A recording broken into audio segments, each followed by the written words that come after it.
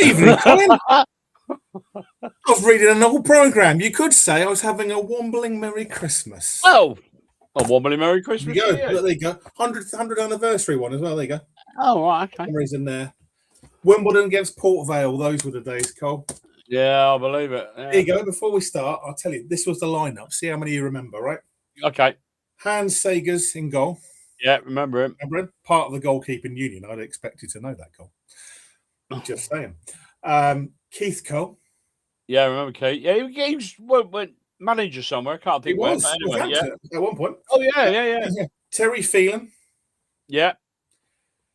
Eric Young. Centre half, wasn't he? Yeah. You've got. I'm good at this. You're good, right? Here you go. I'll ask you who they played for in a minute. John Scales. Yeah. Colton Fairweather. No, don't remember him. Vaughan Ryan. You remember the number 9, John Fashion. Yeah, I remember Fash. Yeah. Terry Gibson. Terry Gibson. Yeah. Yeah. Dennis Wise. Yeah. He's a very small man. And Kruziniski. If you remember Kruziniski. No, don't remember Kruziniski. Fantastic. Well, famous household name, Cole. There you go. I've got quite a few of these, so yeah, it's been good. It's been good. But yeah, wombling Merry Christmas. Anyway, I am back from Germany. I've only just got back from Germany, so I apologise for the attire because I haven't had a chance to get changed as yet. But I do feel like I've walked or driven at least 2,000 miles. And yeah, I'll be honest with you, Cole. I wish I could have stayed another day because I could have done, well, even the full 12 days of Christmas, mate. But yeah, I don't know. I'm just knackered. It's like walking in the air, mate, when you're that tired. So you've been driving over Christmas, have you? I was driving over Christmas, unfortunately. Oh yeah, hang on, bless old Chris Rea. Rest in peace. Rest in peace, Chris. Sad news. Hell, that song, every time I hear it, really gets me. You know. Yeah, same. I was really surprised. Really, I mean, he's only in his 70s, bless him. Yeah. Sorry to hear it. Mate. But anyway, look, I'm back in the command bunker. Always makes me feel, Go on. Wonderful Christmas time and all that, Well, it is the most wonderful time of year, right? So, yeah. Do you know? Right, okay. Come on, let's get on with it. I'm saying nothing.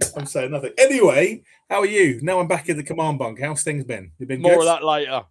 More on that later. Plenty to talk about. Yeah, well, I'm all right. It's been a bit busy, and here, there, everywhere. Got fighting traffic and fighting queues, and I've had enough of mince pies already. Well, I did bring you back. I've got some at home, but I did bring you back. Can I just answer? Can I just say something? I've had some mail actually. You've had some mail. Mail, yeah, about the show. Email. What do we got? About the show. About electronic mail or snail mail? Electronic mail about the show, saying that I was drinking too much throughout the show, and it was noticeable that I was 2/3 pissed at the end of it. So I've decided not to drink any more during the show. Well, just be like last Christmas, Cole, you were drinking as well. So there we are. I was, yeah. Keeping the cockles warm. Anyway. Do these people know it's Christmas time? Well, this is the question, right? Indeed, Cole, indeed. Anyway, special Christmas show tonight. So we've got a few bits on here. And I've already guessed. Yeah, well, yeah, exactly right. I wouldn't have guessed. It's Christmas. We haven't got much of a script tonight, have we? But so we're just going to wing it. I've got some bits I wanted to talk to you because when I was driving home for Christmas, I was thinking about a few things, and I thought, what would be a good? Well, that makes a change. I know, right? I nearly crashed the car. It's like couldn't use my brain for two things. It's normally me that comes up with all the crap we talk about. I know, right? Where would we be? Where would we be without that? But no, I was thinking maybe you and I could do a bit of throughout the show. Moment of the year, our player of the year, the wooden spoon of the year, some of those things we can review as we go along and give our thoughts, Cole. I think that'd be quite I suppose we could have a little think about that. Performance, and everyone at home watching too. Everyone at home watching. Yeah. Anyway, before we go any further, can I just say no? Of course you can. Go on, carry on. Who said we would absolutely knock the crap out of Harrogate? Yeah. Anyway, it's been great to see you tonight, Cole. Remember where you heard it first. I told you. I knew. Hold on. One moment, caller. Sorry, I'm just going to take my hat off to you. There we are. Hold on. Well done. Oh, okay. Round of applause. All right, go on then. No, it's good. As I say, we've got quite an open show tonight. As I say, we've got a few guests. We've got tandem guests tonight. Yeah, but it's show 59. I mean, Show let's 59. get that out there. And a very Merry Christmas, not just to everyone watching your good self, Cole, but obviously our dear friend, Mr. Kaz from the Kaz Bar, Gate 7 on a match day, always sponsors the show, has been phenomenal support to us, and we would not be doing this without his input and No, his support. couldn't do So it. again, Couldn't afford it. yeah, exactly right, exactly. So there we go. But we do Cost appreciate a small fortune to put this crap on. I mean, it's unbelievable, really. Outrageous, right? Anyway, so Kaz wants everybody to know. You're going to tell them? Go on, what's that? Kaz wants everybody to know. We said it last week, but we'll say it again. That he's going to be there all over Christmas. I mean, he's even going to go down there Christmas Day if anybody's feeling a bit peckish. But no, seriously, he'll be down there Boxing Day and he'll be down there on the 29th. So both games. He will. No, he will. And I say, you know, again, he's been a great supporter of us on Don's Unplugged. He's been a great supporter of the fans in the club over many years. Let's make sure we give him as much support as we can and get yourself there on Boxing Well, I think it's great that he's sponsoring the arena. The Kaz Bar Arena. I mean, and the stadium. Yeah, yeah. The Cheeseburger Stadium. I mean, what more could you ask for? The Bacon Cheeseburger Stadium, the Chicken Cheeseburger. Who knows? There's so many options. Yeah, so many options. But yeah, as I say, so it's all good. And we appreciate it. The Cheesy Chips Stadium. Well, exactly right. But look, if you've had enough of your turkey or chicken or whatever you have over Christmas, or just want to get out of the house. Exactly. Get yourself a burger from Kaz. Yeah. Get down to the game. We need all the support we can get, don't we? Yeah, big game. It's going to be a huge game, Boxing Day, mate. Yeah, I mean, you've got to get behind our little drummer boy, Harry. I mean, you've got to... I don't know. I got that one in. We've got to get behind our little drummer boy, Harry. And come on. Let's make some noise. They're going to bring a few. We'll find out later. Yeah, Cole, I mean, if this is Swindon, it's a big game. We need to stop the cavalry. That's the first thing that we need to do. We do. And if we get the 3 points, maybe I'll believe in Father Christmas as well.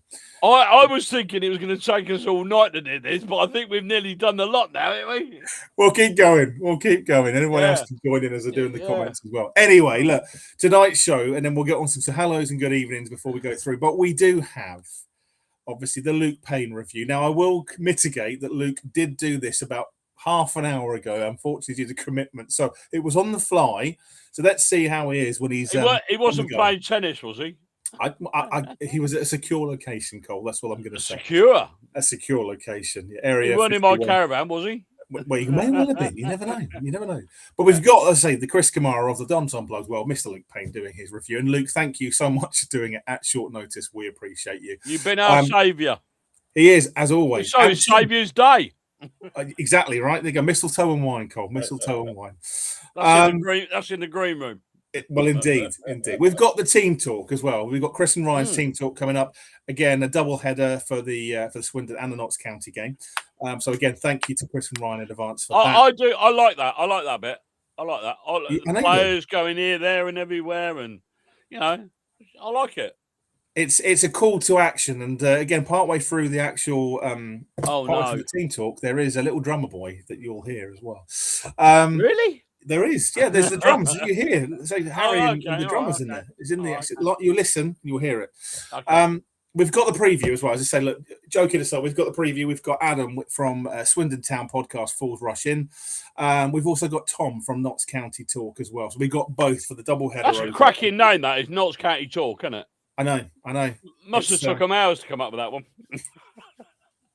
I hope they're not cool watching. Man, Colin Butler. I hope they're not watching. But no, we're looking forward to having both on them. So obviously we missed them. We missed Tom for the preview for the Notts County. I'll tell you what. I mean, really, truly, us, county and town. It's good in the mix. Some trio of teams, isn't it? It is, and it's a big few games, a big few points for all teams, Cole, not just for us, for all of us. Whoever comes out on top of that is going to be very exciting. I hope it's us.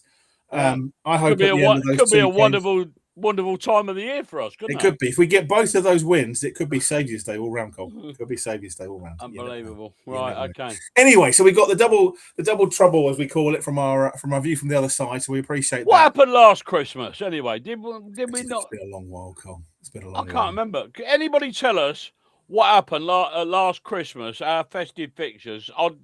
I can't remember. We didn't do very well. I can't remember. I don't think we've done very well. Anyway, if anybody it was the nosedive, if you remember, it was the Scott Lindsay nosedive, the free fall into 18th. If anybody can remember, let us know what we did Boxing Day and the next fixture. Let us know. Exactly. Good evening, Matt. Exactly. Evening, Matt. Thanks for joining. So we've got quite a few to get through tonight. So I will go through those, and then we'll crack on with the show. But I haven't been down Greg's today. Well, it's Christmas. You never know. You could have got yourself a turkey festive sandwich, Cole. I've got a hog roast roll from Marks and Spencer's. I've gone up in the world. M&S. There you go. This isn't just any roll. This is not just food. There you go. Anyway, evening, Matt. Thanks for joining. Good evening, everyone from Kerry Ann. Kerry Ann, good evening. Hope you're well. We have Colin has joined us as well. Colin says, evening, Colin. Thank you for joining. Merry Christmas, you filthy animal. Like it, Alan. Like it. I like it. Great film as well, both of them. Home Alone and the original. Good evening, Anne. Anu. I don't know, Glenn obviously knows someone called Anne. There you go. But evening, Glenn. Hope you're well, mate. Thanks for joining. We've got Evening Legends from Stephen. Stephen, thank you so much for joining as always. Really appreciate it. Mr. Ashley Cole. Mr. Ashley Clements. Yeah, old joke. Yeah, exactly. Good evening and Merry Christmas, Cole. Not just good evening. Good evening and Merry Christmas, Legends and Colin. Ashley, thank you, as always, thank you for the comment. It means a great deal. We have Grant. Grant has joined us this evening as well. He has said, good evening, Donnies and Donettes. We like that. Evening, Grant. Evening to you, Grant. Thanks for joining. We have Ryan, one of the two of the Team Talk special crew. He says, hello from McDonald's kitchen. Have a good show, guys. I will. And I think Colin wanted a Big Mac, fries, Coke Zero. I do believe as well, Ryan, there's a good festive menu now, but the one in January, what I've heard is true. There's some really good things coming out of McDonald's. So watch this space. The espresso milkshake is one of them. Hang on a minute. Hang on a minute. Go on. I cannot believe you're talking about a burger from another establishment. I can't believe it. Other brands are available. Kaz, if you're watching, I apologise. I was actually talking about the espresso milkshake and the apple pie McFlurry. So there we go. But exactly. Good menu. And joking aside, but Ryan, good evening. Thanks for joining us, mate. We hope you're well and enjoy. Hopefully, work isn't too stressful for you, my friend. Russell, one half of the Forgem household, has joined us. He says, good evening, legends, especially Colin and Sheila, and happy Christmas to everyone. I raise a glass to you. Isn't that nice? Lord and Lady Castlethorpe. Yeah. Thank you very much, Russ. That's a very nice comment. There we go. And the next one we have up is from Karen. Karen says, evening, Karen. Thank you again, as always, for joining. Colin's trying to do an impression of Was she waving? Was she waving? You did a French mimic stuck behind a wall. There we go. Was she waving? I don't know. She definitely was waving. Definitely waving. Okay. You just couldn't see it from there, right? Okay. Craig says, good evening, one and all. Happy Christmas, season's greetings. And likewise to you, Craig. Thank you again, as always. Thanks for watching, Craig. Appreciate it. Glenn said, Merry Christmas to all Don's family. Oh, we got the full message. Full sentence this time. Thank you, Glenn. But no, appreciate it. We appreciate it. Merry Christmas, legends from Kane. Kane, thank you very much for that one. Cheers, Ashley did say, I did my prediction, Colin. What? The scoreline. What, already? Yeah. There you go. For the Harrogate. Anyway, Carrie Ann says, I agree, Colin. My prediction was 4-1, so happy with the result at the weekend. There you go. Carrie Ann, legend. Exactly. You wouldn't have it any other way, right? I wouldn't. Any other way. Good stuff. According to Swindon's site, they have sold out for Friday. Thanks for that. Pity we're playing Saturday. Yeah, exactly. I bet they're going to be disappointed. I thought so. That's about 2,000 tickets. It's fair, but I know they were going to bring a fair few down. To be fair, it's pretty decent. It'll be good. Hopefully, we get a few more down there for the festive weekend as well. Feed the Swindon Christmas time. There we go, Ash. Thank you very much. Come on, Ash. Maybe we should sing that when we're at the stadium, but we'll see. Evening, Sheila. Evening, Sheila, the other half of the Forgem household. Good evening, Sheila. Thank you for joining as always. We appreciate you. Chris said, the other half of Team Talk says, Aidan and Colin, I have a very good week. I've had a very good week. Excellent. I'd like to know why, Chris. You got to tell us. Can't leave it there. You can't leave it there. I still want to know how we got on last Christmas. Here we go. Here we go. Yeah, lost on Boxing Day, not county. Draw against Crew. Win at Chesterfield, win at Chesterfield, lost to Salford. Cheers, Ash. Thank you, Ash, for the the depression. Depression is what it was. It was not a good Christmas. I remember going back home and being bloody miserable that we got. It was tough. Yeah, it was tough. I remember it was horrible. Matt said the same. So Matt said he came in with the update. He said last year we lost 2-0 to Notts County at home Boxing Day. Next game we drew at Crewe with Philip Marshall. Exactly that. That was exactly that point. Gifting us an open goal. Who said that Santa was not real and in action during a game of football? It was the start of last season's collapse. Yeah, sadly it was, Matt, and it was horrible. So hopefully this is the start of something good for the rest of the season. That's my prediction anyway. I think we're going to be all right. Yes, she was waving. Thank you very much for that, Karen. There we go. You heard it live here, Cole, first. Oh, Karen, that makes me so happy. That makes me so happy that you're waving. Good. Made my Christmas, that. Good. There you go. Grant says, my mate from Swindon says they only pay on the day tickets left. So, yeah, pretty much sold out. And Chris said, oh, my, yeah, I knew this was coming. Apparently, Hulk Hogan has risen from the dead. There we go. Chris, it's never a good day if that man's back. Well, I'll leave it there. But, yeah, exactly that. Dare I mention, I thought Lecco looked pretty good when he came on.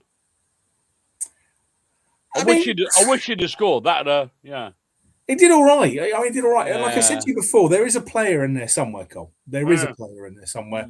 Whether it's too late in the day that we see that, who knows? Who knows? You know, with injuries and things change as much as someone's in, then the next person's out. Who knows? Cole? Yeah. Okay. It's nice to see, but is it because it was Harrogate? Time will tell, I guess. Well, yeah. I mean, you know, it's all well and good beating someone 4-0, isn't it? Yeah. I mean, as lovely as it was.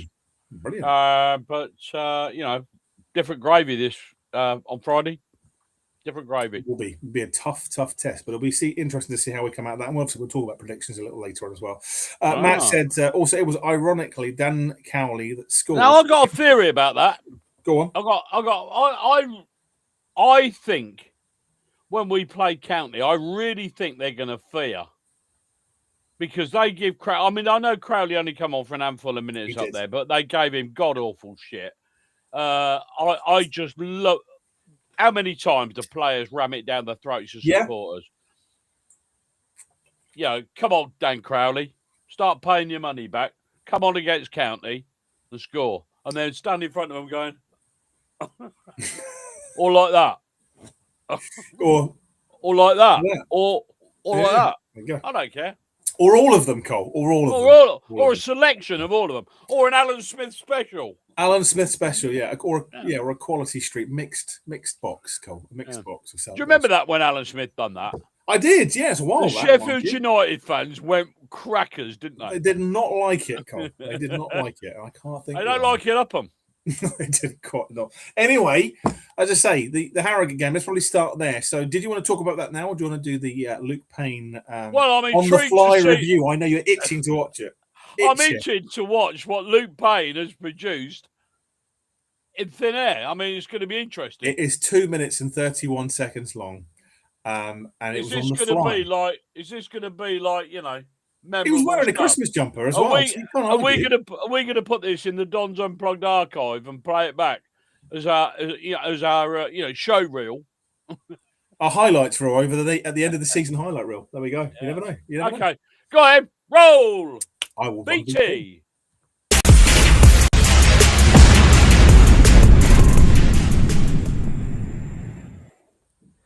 Right, we've got another game to cover, and this time it is the away game against Harrogate.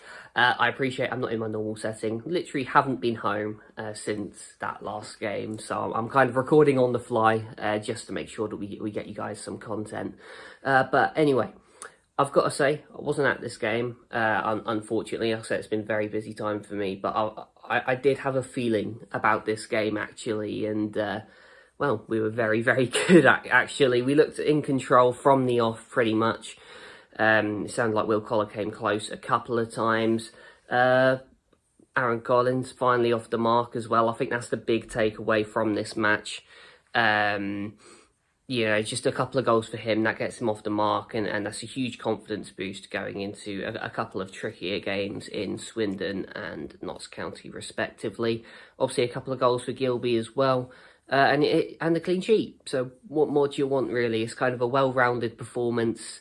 Yes, there were kind of one or two moments where it looked like Harrogate could have perhaps been a threat. I know they hit the woodwork on one occasion, but beyond that, we looked pretty much in control from start to finish, and that was more of an indication of the side that I think we're capable of being. You have to be able to punish sides towards the low end of the table. Goal difference could end up counting for something at the end of the day. But no, all in all, very good performance, and now we go into a very important game against Swindon, which, to be honest, this could go either way, this one. They're missing Aaron Drinan, obviously their top scorer, and the league's top scorer, for that matter. And I believe their captain, Ollie Clark, is suspended also. So there is an opportunity there for us to take advantage and get what would be an absolutely huge win, get ourselves back up towards that top three, because we need to stay within touch of those 4 teams that are above us currently. I think that's the main sort of aim of these next few weeks, because we do have some tricky games coming up. But ultimately, if we can just stay with that leading pack, then we're going to be in a good spot when we get over to the sort of mid-January fixtures, where things start to get a little bit, nicer for us, although there are no easy games in this league. But we'll have to see how this one goes. Come on, you Dons.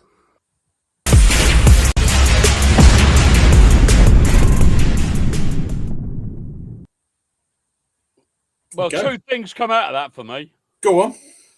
I'd sack his cameraman. And B, I'd like to know who his stylist is. All questions that can be asked after the show. And anything else? Well, I was going to say about the backdrop, blam wall. I mean, come on, that Christmas jump was bloody awful. But yeah, it's he's in a secret location. That's what I said to you. Area 51. You can't tell anyone where you are. Sack the cameraman for sure. Well, do you know what? Again, Luke, I said joking aside, we appreciate it. We do appreciate it. Yeah, we can all do that. Look. Happy Christmas. I mean, bloody hell. What are we asking here? I know, right? Don't we pay him enough? Staff. What do you mean we don't pay him anything? No, exactly right. It's outrageous. Anyway, I will say nice one, Lukey boy. Yeah, really appreciate Luke. I'm only joking. I know you are, mate. I know you're only joshing. But no, I thought it was good when he talked about the midweek as well, when it's at the Freudian slip. But equally, the midweek games and the weekend games are going to be quite a telltale for me, and I think that's why January is going to be important. And I did say, and we could set ourselves nice. I've looked at the January fixtures, and we could really set ourselves up nicely. We could. Good. Fingers crossed. But what was interesting, Cole, you and I did say last week about we thought it was a bit of a misstep from the club to say that there won't be a busy window.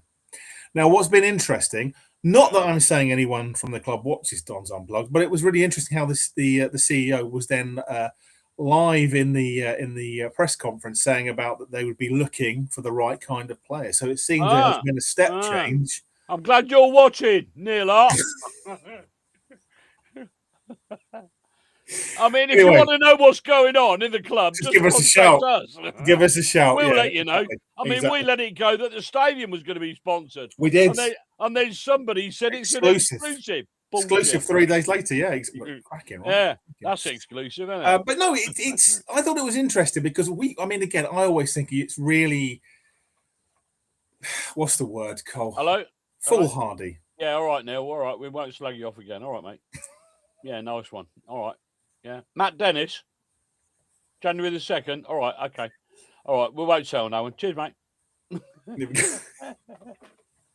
Sorry about that. I will say, I called Matt Dennis last year, if you remember. I think that's AI bullshit. There you go. Well, no, I mean, in terms of there would be some rumours about it. I said. Toby Locke is obviously tuned in to AI doing all his work. Well, bloke needs sacking. I mean, anyway, Toby. I thought it was interesting. Because look, I would find it astounding, to be honest. But then again, like I said to you at the time, it was like I thought it was a stupid decision to get rid of him because although people might say he's lazy, whatever, he did put some good goals away. Yeah, well, it weren't us that said it was lazy. It was the last two managers. It was exactly. It wasn't us. It was the last two managers. You're quite right. Yeah. But there was something about the guy that, he clearly had some talent, and he's starting to show that. And I think that's the thing. And yet we kept the likes of Scott Hogan on a big wage with a bad attitude. That just you've got to let that drop. Never. My New Year's resolution is to never let that drop until he walks out that stadium door. Hog rolls, Marks and Spencer's. Got to get them. Hog roast rolls are very nice. Yeah, very way nice. Forward. It is the way forward. You've stepped up from Greg's. There you go. They're going to be heartbroken, Cole. It's a taste sensation. Taste sensation. There we go. Okay, but go on. no, I mean, what's your thoughts on this rumor anyway? I mean, again, bullshit. As much as I would be surprised to see Don't believe a word of it. If it happened, and I use "if" in capitals there, you couldn't make it up, because if anything was going to happen, it would just be typical Dons to do Dons things and re-sign a player months after we let. I like the way the club have come out and said, if we can improve our squad. Gee, looking around, that won't be hard. Well, yeah, exactly. I can name you about 4 or 5 players. Same. Yeah, I mean, you could get rid of Truman and stick me on the sub bench. I mean, yeah. You're a cruel man. Anyway, Chris said Tuesday, 23rd December, 7:45 was the start of something great. Clearly, he's been drinking, Cole. Clearly, he's been. Yeah. I mean, if you were the manager, right? Yes. And we had him on here the other week. If you never saw it, why not? He's cracking. What area would you build? Improve? Looking to improve. I mean, firstly, sorry, Ryan's comment. A staff member's got me a bottle of vodka, so I must just go for it. Try not to drink it whilst at work, Ryan, because you may not have a job to go back to, but enjoy afterwards, my friend. Enjoy afterwards. Thank you for the comment. Cheers, Ryan. I never drink during the show, so...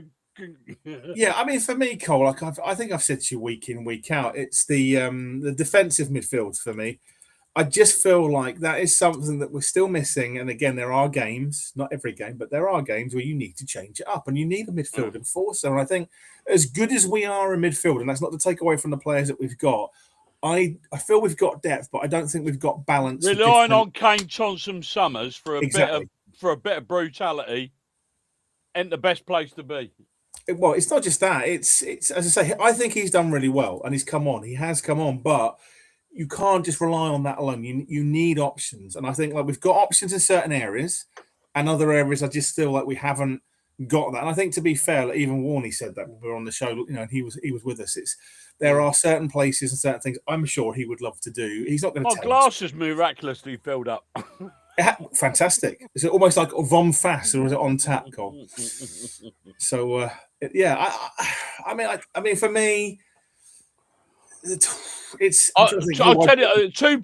I mean, I've mentioned one, Callum Marshall, West Ham under-21s. Yeah. He's played for their first team. Callum, I think he was Huddersfield's Player of the Year last year, and he's languishing in West Ham under-21s. I mean, to me, that's criminal. But the other player I'd go for, and I'd go back the other way, I'd go in the National League. I'd be knocking on York City's door. Yeah, Oliver, I can't think of his surname. I know what you mean. I know the guy you mean. Oliver something. Someone let me know what his name. I can't remember off the top of my head. Yeah, I mean, there's I would be making them an offer they can't refuse. I really would. Yeah, but there are good players. I think there's good players in this league as well. I mean, if you're going to go for League 2 talent, I mean, like defensive midfielders, you've got. I'm trying to think off the top of my head. Is it Ben? We'll have a word with the county lad in a little while. But I read something the other day where it said county are open to sell Matt Dennis and Jatta. And as far as I know, Alassana Jatta. And as far as I know, those two are first and second in their pecking order. Charts, So I mean, that seems a. Can you imagine us saying we're selling Mendes, Lang, and Collins in the January? It speaks to me. I mean, whether it's a ruse, Cole, I don't know, but it speaks to me of a club that may not have the financial muscle necessarily that they, Well, mate, do you remember last year we said about how they're affording to pay people like McGoldrick? Oh, crazy! And people of that nature. It was mental. Yeah, exactly. But it's a tough one, mate. It's a tough one. I I mean, again, this league. We'll ask the county. Yeah, I mean, what was his name? Tom. Tom. Well, that's Tom. But I mean, for me, this league, and this, I think Notts County is a great example of one that's invested heavily, and at the moment, it's just not quite paid off. Now, is that a consequence that actually, if the financial pressures are on because you haven't been promoted, you know, is that where you just say, right off it comes in, right off it comes in? Again, we said this last year. We don't know if there's any money at Notts County. Again, we'll probably ask Tom about that in a minute. But if you haven't got the money, there's only a certain amount of.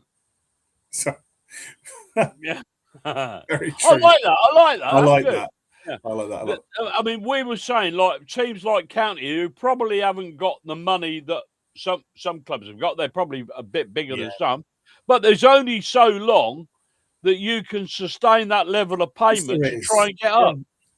And it's the fair play model, it's everything else that goes with that as well. I mean, again, sorry, Alan's just made a really good comment. He said, How many times has that happened, Alan? Yeah, I agree. I mean, again, you know, I think the way it ended wasn't really amicable anyway, to be honest. So just out the door, off you go. So I think it'll be odd Alan, personally, for me. I mean, I like the player. I think he's done well. But as you say, if he came back, I would be amazed. But then again, at the same time, Don's doing Don's thing. I think that was AI generated. I really do. Who knows? I mean, never write anything off, right? But I would be very surprised. I'd be very surprised. Aidan's having his Christmas dinner with Hogan. No, I'm really not, Glyn. I would. I think I'd rather just not eat for the day if that was the choice, mate. To be quite honest. There we are. Bit harsh. Oh dear, yeah. Ryan said worth it for the drink in the thing. Ashley said, Warner's already said a new wing back fullback. Yeah, I mean, he did on our interview, obviously, in terms of that. But there will be other positions that, as he said, he doesn't want to give away because he'd be live on show and telling the opposition. And as we said, we've got a change in circumstances with Mendes Lang out 100%. Until March. Yeah, 100%. March. You got to be looking for another striker, and we can't be messing around here. No, I mean, so Harry's raised a good point. I think Harry's one. He said we need Ollie Rathbone. Might be completely unrealistic, but work with Warner rather than again. You say it's unrealistic, Harry. Who knows? Again, Mendes Lang before he joined probably sounded unrealistic. You don't know. Yeah. You don't know these things. If somebody had said to you before we signed, we're in for Mendes Lang, you'd have laughed. But you know, that's the reality. I heard the rumours again. I was like, really? I mean, that's the reality of where we are now, though, isn't it? Well, exactly. And Craig has said this as well, Cole. There you go. Cheeky bid for Sam Clucas. Yeah. Not a bad shout. Not a bad shout at all, Craig, to be honest. But I don't know. I mean, again, it's where you go with it in January. Do you as Warney said, and it is, you're paying big money for players over their value because of but I mean, you're paying big money because it's January. Yeah. And also as well, you know, with us on the sniff, they'll go, oh, Milton Keynes are loaded. You know, whack another few quid on top of that. You know, I'm afraid it's the nature of the beast. But be thankful because most Januaries we sit there and think, oh, my God, who's Winkleman going to sell now? Yeah, exactly. Who are we going to lose? Can we get out of January without losing some of our better players? That's gone. That's gone. Yeah, no, I agree. I agree. We are now the team that's predatory. Yeah, no, we're the predators now. We're not the bloody, you know. Yeah, well, it's a different dynamic, Cole. I think for me, it's like obviously we're not used to it, are we? So we're not used to it, and this is the thing. I think if the prices are going to be too high, some of the ones that maybe we want now, maybe come May we go back for. But I think if you're asking me, obviously, other than the two that Warney mentioned during our interview, and obviously there will be others. Of course, there'll be a lot more others. Yeah. Defensive midfield for me, and another potent striker if we can, because obviously if we get an injury up front. Well, I'll tell you what, if we get a real high value striker, I'll believe in Father Christmas. Exactly right. But no, I think most of the field. It'd be interesting to see actually for me who goes, because there's going to be players who aren't getting game time. We already predicted. I mean, it didn't take a genius. You know, we're not claiming any sort of credit. But we've already, what's the name? He's gone out on loan, isn't it, at Rochdale? Trip. Charlie Waller. Charlie Waller, wasn't it? Charlie Waller. Charlie Waller's gone out already. We thought that was going to happen. Which is good. We welcome it. Yeah, Rochdale 100%. top of the National League. It'll give him some, game time and some experience, some valuable experience to this. Yeah. Matt just said we need an active transfer window. Remember some of the signings in our championship promotion season, like Lewis Baker, which helped get us over. Yeah, 100%. But it's about, and I think Matt, you put the nail on the head there. It's about getting the right kind of player. I would rather have signed 2 outstanding players and get 3 or 4 in just two outstanding players. I've been reading on social media that people are saying, look, we don't want to disturb the dynamics of the team and put people's noses out of joint. Okay, I get that to a degree. Yeah. But if you want to go up, I'm afraid this is part of that process. I think anyway. Yeah. If you lose Hogan and Lecco, the chances are he's going to be replacing them with bloody decent players.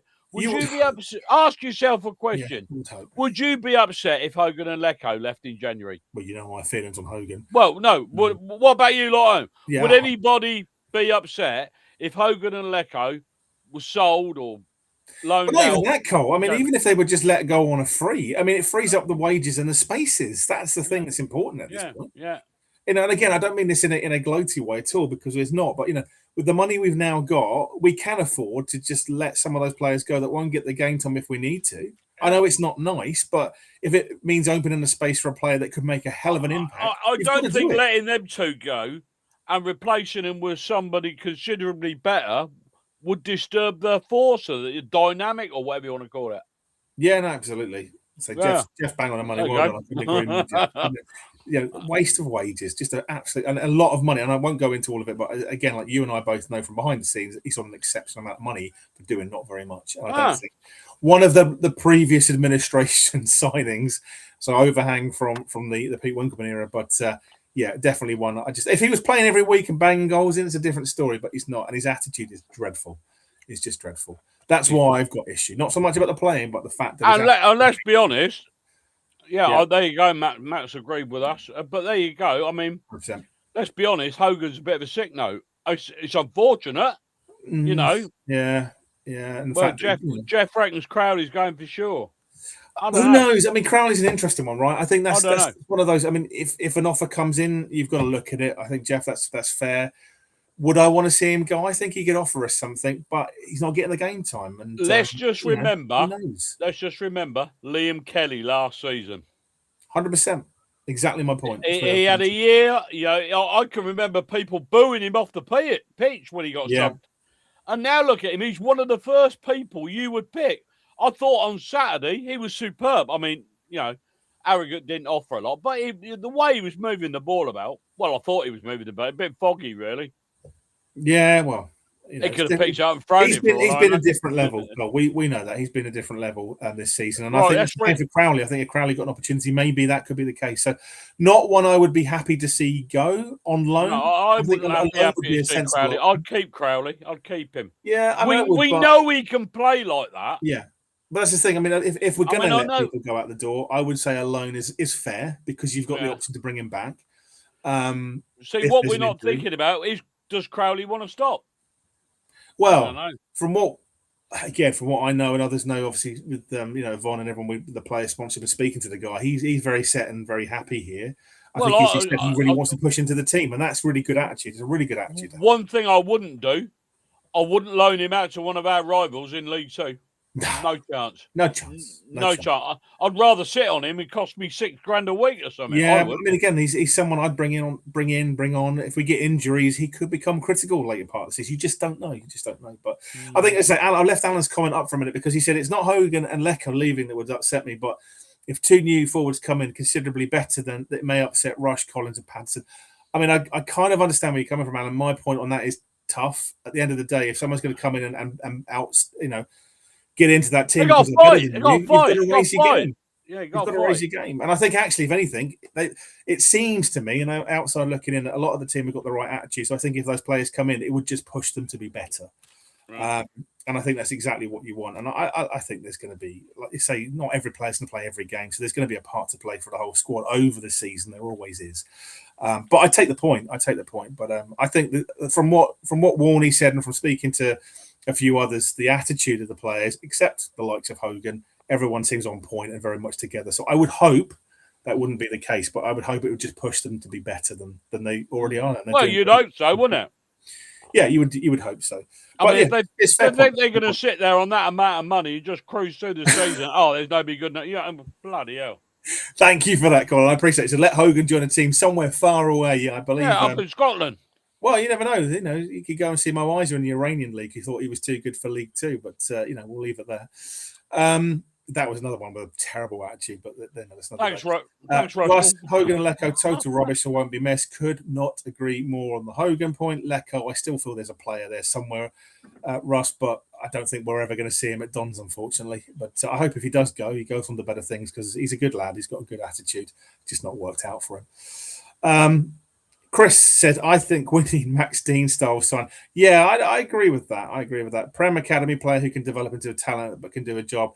No, we don't, Chris. That's a very good point. There is nobody really coming through the academy, is there? No, there's not. And again, look, you only have to look at Max Dean. I know he's been out for a while again in Belgium, but he's been ripping it up over there. And, obviously with European football, again, potentially this season for them. So, it's phenomenal to see. And my only frustration with the likes of a Max Dean, and it's one of those what if questions. What if he'd have still been in the club when Fahad had taken over? Would he have stayed? I don't know. It's a tough one. Gent's a big club to turn down. If we sign Callum Marshall, I'm taking full credit. You know that, don't you? Of course, and a cut as well, right? I would imagine for the facilitating the transfer. Promoted, I'll expect Warner to say, "Cold coming out, mate." For a exactly. No, not that I drink. No, I mean again, say Colin just said is Hogan injured. Unfortunately, he is now back. Unfortunately, not. Colin, but no, we don't mean that. No, he's not. Who knows? I mean, I don't wish anyone ill, and I never would do, but I just don't think he adds anything to the squad. And I go back to the point, I don't want to keep going over old ground, but the attitude we saw firsthand at Port Vale away, secondly, against some fans at the train station and others where he was very disrespectful. I won't say the ins and outs of it because I'm not going to get into it. But for a professional paid footballer, I would expect more, and that's why I have issue. And from what I've had rumours and reports from him inside the club, he seems to be the same, irrespective of where he is. At least he's not miserable like Patterson. It's a shame. Patterson's good. He's good. I think he was more upset he didn't get the goal. It's just the way he plays, and when we score, he almost seems like upset that we've scored. Well, exactly. There you go. And Chris has said he is going to get you a Callum Marshall signed shirt. There you go. Challenge.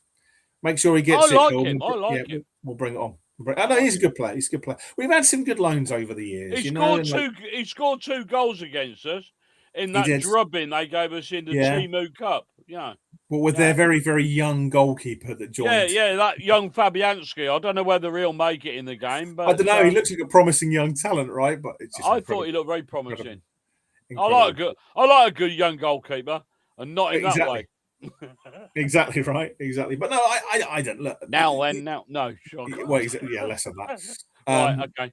But I think for me, like you look at some of the players we've had over the years. I mean, particularly I go back to the Liam Manning season. Some of the players that came in and the talent. Somebody bumped into Liam Manning this week. Yes, they did. Did you see in London. that? Yeah, in London, one of the Christmas fairs on the Facebook group. I forget who it is, so forgive me. But it was really nice to see. And they said he spoke really well about Milton Keynes. Oh, yeah. I mean, no doubt. As likewise we do about him. He was a great guy. Really, really good guy. But no, I mean, you look at those seasons, there was players like Theo Corbin, who I just thought was magical when he was on the ball at times. Absolutely magical. Theo. Yeah, and again, didn't really go on so much, Cole, sadly. We had he boosted the Canadian flag sales in Milton Keynes. He did by at least 100%, from nothing. But no, I thought he was good. I mean, Troy Parrott, I really rated Troy. Obviously, Max Watters, let's not forget, before he got recalled in January, I thought was a great signing for us. And again, ironically, came a cropper that season we went down. If you remember, we were coasting against Barnsley. He came on and scored a hat-trick. So it just goes to prove we've had a few good players slip through our fingers, haven't we? Scotty Twine. We have. But I mean, again, I'm hopeful we should be all right this season, Cole. I don't want to tempt fate. It's a long season. There's some great teams around us doing really well. So it's still. There must be somebody we can buy from Swindon and Notts County or something like that. I don't think it's as easy as you can't cheat code your way out of the league, Cole, as much as you'd like to. But thanks, Russell. Thanks for that, Russ. Appreciate that. All good stuff. Chris said, a question here. He goes, what's your opinion on another top-class centre-back? Feel like beyond Marv, Offord and Colonel, we lack depth. I'm not too worried about that at the moment. I know people could say, well, they're not up to the cut. Maguire and Thompson, okay, they haven't had great game time and maybe they've had a few mistakes, but they're capable players. I think for League Two, I think there's enough depth there. If we could get one, Chris, and the right opportunity came up, I wouldn't be opposed to it. Of course not. I'm still disturbed about that bloody header against County. It's a shame. It's a shame. What on earth was he thinking about? But that's football, right, Cole? That's just football. But I think, as I say, if we could get one, Chris, all the better for it. But it's not my priority. As I say, I think we need a bit more punch in certain areas. Punching? Punching. Oh. Yeah, crikey, he's got to be 40 plus now. But no, like I said to you, I think a defensive, the still in the middle of the park for me is the one thing I think is the one thing that we lack, the Kasumu-esque kind of player that you won't need them every game, but at the moment you change out Kelly or you change out Gilby for Crowley. It's like for like, and that's fine, but you haven't got that dynamic of something you just need to break up the play or when we need it. When we need it. Like I say, relying on KTS to do that is fraught with danger, in my opinion. Yes and no. I mean, I'm really impressed. He's one tackle away every game, in my opinion. Yeah, but I've been impressed with how far he's quieting down a lot. Like he's quieting down a lot. I thought Ekpiteta played well Saturday. He did. So again, it comes down to injuries as well. It's not just about depth of squad. You know, Notts County, Swindon, us, we've all had injuries, and we'll probably have even more injuries as we go through the season. You know, and that changes the season. Well, I think Tom and sort of Notts, and probably we'll talk about it in a minute. But you know, just some of the injuries and things over the seasons, and what could have been, and so close sometimes. Everybody can say at some stage of the season. Yeah. I mean, we played Harrogate last week, and they said they're going through an injury crisis. We're still going for an injury crisis. Yeah. I mean, as you know, there's some players that we signed on in the summer that have barely kicked the ball in anger. You know, if we got them now and they were playing regular, would we be any better? I don't know. Who knows? We can't say. No, as I say, we've got our guests in the green room as well, Cole. So we will we'll bring those. I think Well, we did have, but we've got one of. So we'll bring everyone in a minute anyway. But no, I think some comments here. What? We had our two guests in at the same time, but I think one's dropped and we'll be back in a minute. But we'll go through some quick comments before we jump on to our reviews. Yeah, boys in the green room, we're coming to you. Absolutely. Kane said, Lecco, I'd maybe keep, but Hogan can go. Yeah, I mean, Hogan's just a waste. Honestly, Kane, it hurts me seeing players robbing a living in the what team do we particularly hate that we could send Lecco to? That's not. I'm the sorry. The irony would be we send Lecco to AFC Wimbledon and the bastard start scoring. Well, Orsi went there. Look how that's worked out. You know, I just think, exactly right, exactly. Yeah. But no, I don't know, Cole. I mean, Lecco, I'm not 100% on that. Like I say, he's got a good attitude, and yes, he can be a bit of a head drop and a bit mopey at times. But when you talk to him on a one-to-one, he's always got time. He always wants to do well, but it just hasn't worked. He's come back from a horrible injury, and I don't know whether, like we said at the start of the season, whether that's just a mental block or whether because of that injury. Who knows? It's a shame. Because and I know on his day, and we've seen very few flashes, but he can be a phenomenal player. Anyway, don't let these boys hang around too long. Bless them.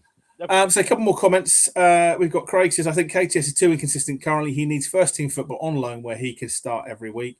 That's a fair point, Craig. Where we can then backfill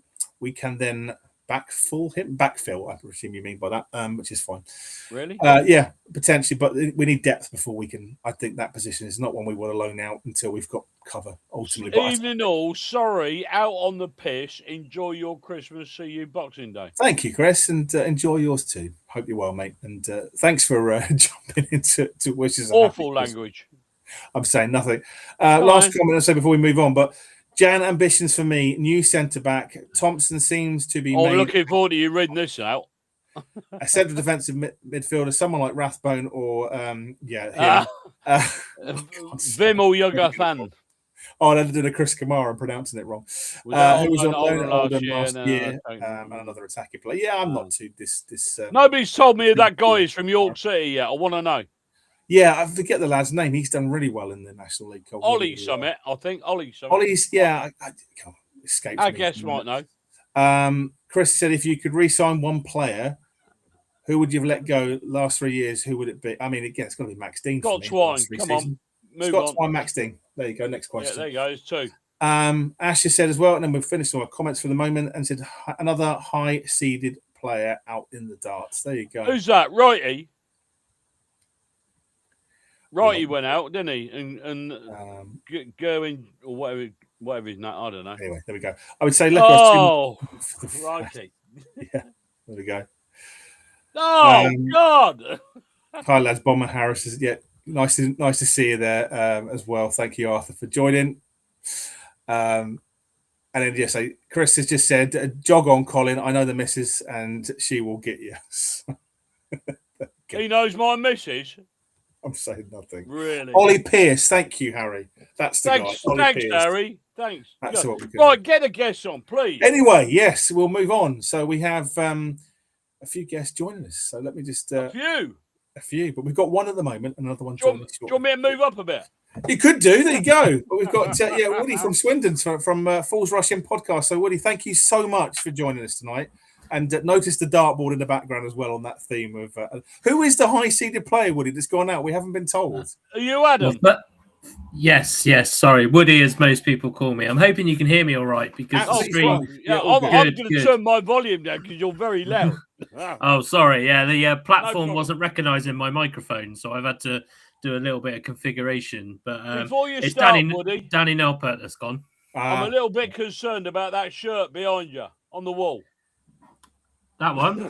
Yeah, that looks suspiciously like a team. It's not your friends in blue and it's not my friends in yellow. Let's put it that way. It's a local team I used to coach, and so they all the players signed the shirt for me when I left. So brilliant! Yeah. So it's actually Royal Wootton Bassett, which you probably would have no idea who they are. No, my missus used to work at Royal Wootton Bassett.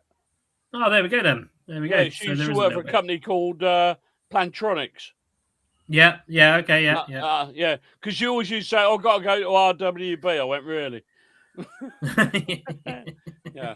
And that's where they do the repatriation, don't they, of any soldiers? Yeah, that's when they got their royal. That's when they get royal. So it's about 3 miles outside of town. So outside fair play to the town of Wootton Bassett. I think that what they were doing for the repatriation was stunning. Yeah. Anyway, so Woody, we digress. To start, obviously, for your sort of season, if you're looking sort of where you are now, I kind of said to everyone when you come on is, how was that close season for you first and foremost? Obviously with what's gone on last season, and then how's that sort of progressed until to where you are now? And I mean, obviously, hopefully you're going to say you're happy, but are you happy where you are? Were you expecting to be there? On the pitch, obviously, very very happy as a lot of Swindon fans. I think, in credit to Holloway, he's kind of carried on where he left off last season, which is great. I think, regardless of how we ended last season, we didn't have a very strong squad last year, so recruitment was a massive focus close season. And at the moment, touch wood, dare I say, it seems to be working out quite well for us on the recruitment front with some of the players we've got in, especially with the players that are now getting injured and suspended and what have you. So it seems to still be hanging in there. So the close season was quite an exciting one for a change. Many Swindon fans will tell you that we don't always enjoy close season until about 2 days before the transfer deadline. So it's when we start to actually sign some players. So it's this season we seem to have done things properly. It was quite nice to know who the manager was, and all of that going into this season was a massive help as well. And it turned into one of those where the expectations were probably only realistically Swindon fans originally were thinking we might finish kind of top end of the table. So right. It's great. I mean, obviously this was the first season in a while I've renewed my season ticket as well, so I've chosen a good year to do that as well. So from a personal point of view, it's decent. from that perspective, Woody, and again, you sort of touched on having the manager knowing all of that and the stability. I mean, obviously, for those who don't know maybe so much about Swindon, but the instability that the club's had over the last few years, I mean, how has that changed since, obviously, you know, I remember obviously when we got Scott Twine, obviously then sort of the situation Swindon were in at that time to where you are now. I mean, do you see that as a great sort of stable improvement and great progress off the field, or is there still concerns? I mean, are you asking, are they had the bailiffs in lately? No, not to my knowledge, anyway. I'm sure they still owe me some money. I couldn't believe that program when I saw it. I couldn't believe it. Yeah. Well, the funny thing is obviously we've had apparently an owner that's come in and saved us since then, which is obviously the big. No, it's not brilliant, because that's the issue that we've got at the moment is whether he actually did or not. So you might not have seen on social media. It's almost a year ago today, actually, that there was a group called the Spirit of 69 set up, which kind of spread through the football pyramid a bit, and which is very much kind of against the ownership and things like that. And I think, to be honest with you, the on the pitch stuff is obviously disguising that a little bit, which it would. The Spirit of 69. We're talking Don Rogers, aren't we? Yeah. So the idea is when Swindon won the League Cup against Arsenal. Yeah, exactly that. So, so we still sing about it even this. Well, this why not, mate? Why not? When half our fans aren't even old enough to remember it now, so but so without going into too much detail, there are still little things that happen off the pitch that kind of irritate us fans a little bit. Obviously, the podcast that I'm part of, Force Rush In, we've been going 5 years now, so we've kind of seen it go all the way through in some ways, even the transition to the current owner. Sorry to stop you. Could you tell us how you got the name for the podcast? So it's from the song. Only Fools Rush In. Wise men say, because that's our walkout music. And actually, we originally started. So Fifey, you'll definitely know, but Fifey was the one who put me in the direction to you guys. He's always been doing blogging and all of this kind of stuff, and he actually started during lockdown, like a monthly chat. It was just called STFC Fan Chat, I think. Just an opportunity for fans to get together, and then it just blossomed into the video podcast. And I think we were just chucking names around at one point, and we couldn't put a swear in the title, so we just said, well, what about Fools Rush In, forgetting that obviously I think Sunderland have a podcast called Fools Rush In as well. So but no, it is just stuck like that because we are a bunch of fools at the end of the day. So it's you'd have to be disappointed. No, it's good to hear, and so thanks for the clarity, particularly for those who wouldn't know Woody. So that's good. But the kind of reason I asked about the financial thing is, like, given the situation with Sheffield Wednesday and all these things, and what really frustrates me is you hear all the time about never again will this happen, and never again will there be another, fit and proper person. They'll be fine, or this. It just seems to continually happen, and it's again from somewhere, and again seeing what happened to Swindon, which was awful, by the way. And seeing where you are now and not knowing that, it's really interesting to understand. Like you say, sometimes the on the pitch can mask a lot of the cracks if you're doing well. And it does, because, I mean, cynicals like me, now I used to do some work for the club, but cynicals like me as well would kind of sit there and go, like, where's this money coming from that we haven't had for the past kind of 5 years? Now, our previous owner, Power, when in his last year was the year we got promoted, asterisks, with Richie Wellens, and he plowed a lot of money into there. So some of us are sitting there going, is he trying to plow a last bit of cash in there to make us a bit more attractive if we go up and things like that, and put some assets in there? But there's just things like we're supposed to be having a stadium redevelopment and all of that done. The fans half own the ground and things like that, and it's just not getting done. But like you said, us football fans are fickle, right? If we're seeing it on the pitch, we'll put it down. So I mean, I'm loving seeing what's on the pitch. You put with anything if you're getting results, can't you? Yeah, exactly that. But it doesn't. It's not disappeared. But in the credit of Spirit 69, their mantra, if you like, has always been, we still want the team to perform well. The last thing we want is, arguably what happened to someone like Reading or someone like that, where their results start to dip as well as their off the field stuff, and they got into real trouble. And then you got Bury and things like that. So it is rewarding to see, and I'm pleased that I'm seeing what we're seeing week in, week out at the moment, or most weeks. But yeah, it will raise suspicion. I do think something will rear its ugly head, but I'm going to enjoy the moment whilst I'm sat in it. You don't think you don't think he's running a string of Turkish barbers or anything like that? I hope not. I hope not, because as you can tell, most of the Turkish barbers around me are shut when I need them. So Woody, can we talk about some of your players? I mean, you obviously you're without Aaron Drinnan. He's the top scorer in the EFL. You know, I mean, we're not going to be crying over our end of the woods. I mean, obviously, but it's a big loss for you. But what I want to talk about is, because you may not know this, but one of our centre halves, Jack Sanders, we call him the Colonel for obvious reasons, Colonel Sanders. You know, about an hour before kickoff the other week, there was a retrospective penalty against him, and he got banned for 3 games. And everybody going, well, what? You know, what happened? There was no booking, there was no sending off, nothing appeared to happen during the game. Anyway, apparently he pulled some guy's head, and and apologised there and then on the pitch. Yeah, and apologised on the pitch, and he got a 3-match suspension for it. Now, you've suffered, I don't know whether your skipper, Ollie Clark, been landed a 7-match ban for something that apparently happened against Cardiff City in the what was it? The Football League Trophy, the Carabao, right? Carabao. What do you know about that? I mean, because I am confused about one thing, because I read one report and it says Ollie Clark admitted to what he'd done, and then the club say they totally support him. He's innocent. So, well, that to be fair, Colin, almost reaches to the last question about some of the silly things our club do.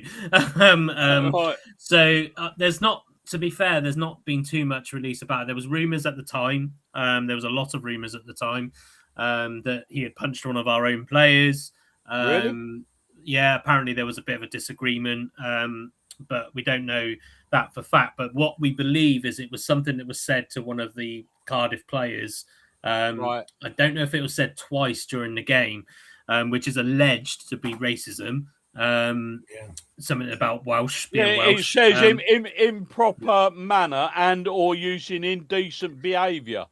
Yeah. So I mean, it's obviously you don't want to condone it regardless. But I mean, I personally my thoughts on it. So I'm a HR professional by my trade, and I often say that, you know, 4 months to come up with a disciplinary sanction is ridiculous, in my opinion. And 7 games as well. And a 7-game, especially when we consider that our understanding by the FA is that he admitted it. So surely, you know, what if he didn't admit it? And I guess they mentioned about it being a serious misconduct, if you like, if you call it that. If it wasn't that serious, because it took them 4 months to deal with it. So I just think that in any other line of work that isn't a criminal court, that would have been thrown out the window. So not saying anything that he might have said is right, because it definitely wouldn't be, but we're talking a 7-match ban for something that's probably said every day on the football pitch, to be totally honest. Well, I mean, I agree. But yeah, it is, and that's you know, like you mentioned, that is a big loss as well. Clarkey he's filled in at centre back this year as well as midfield for us. He's a midfielder by trade, but obviously centre back. He's been chipping in as well.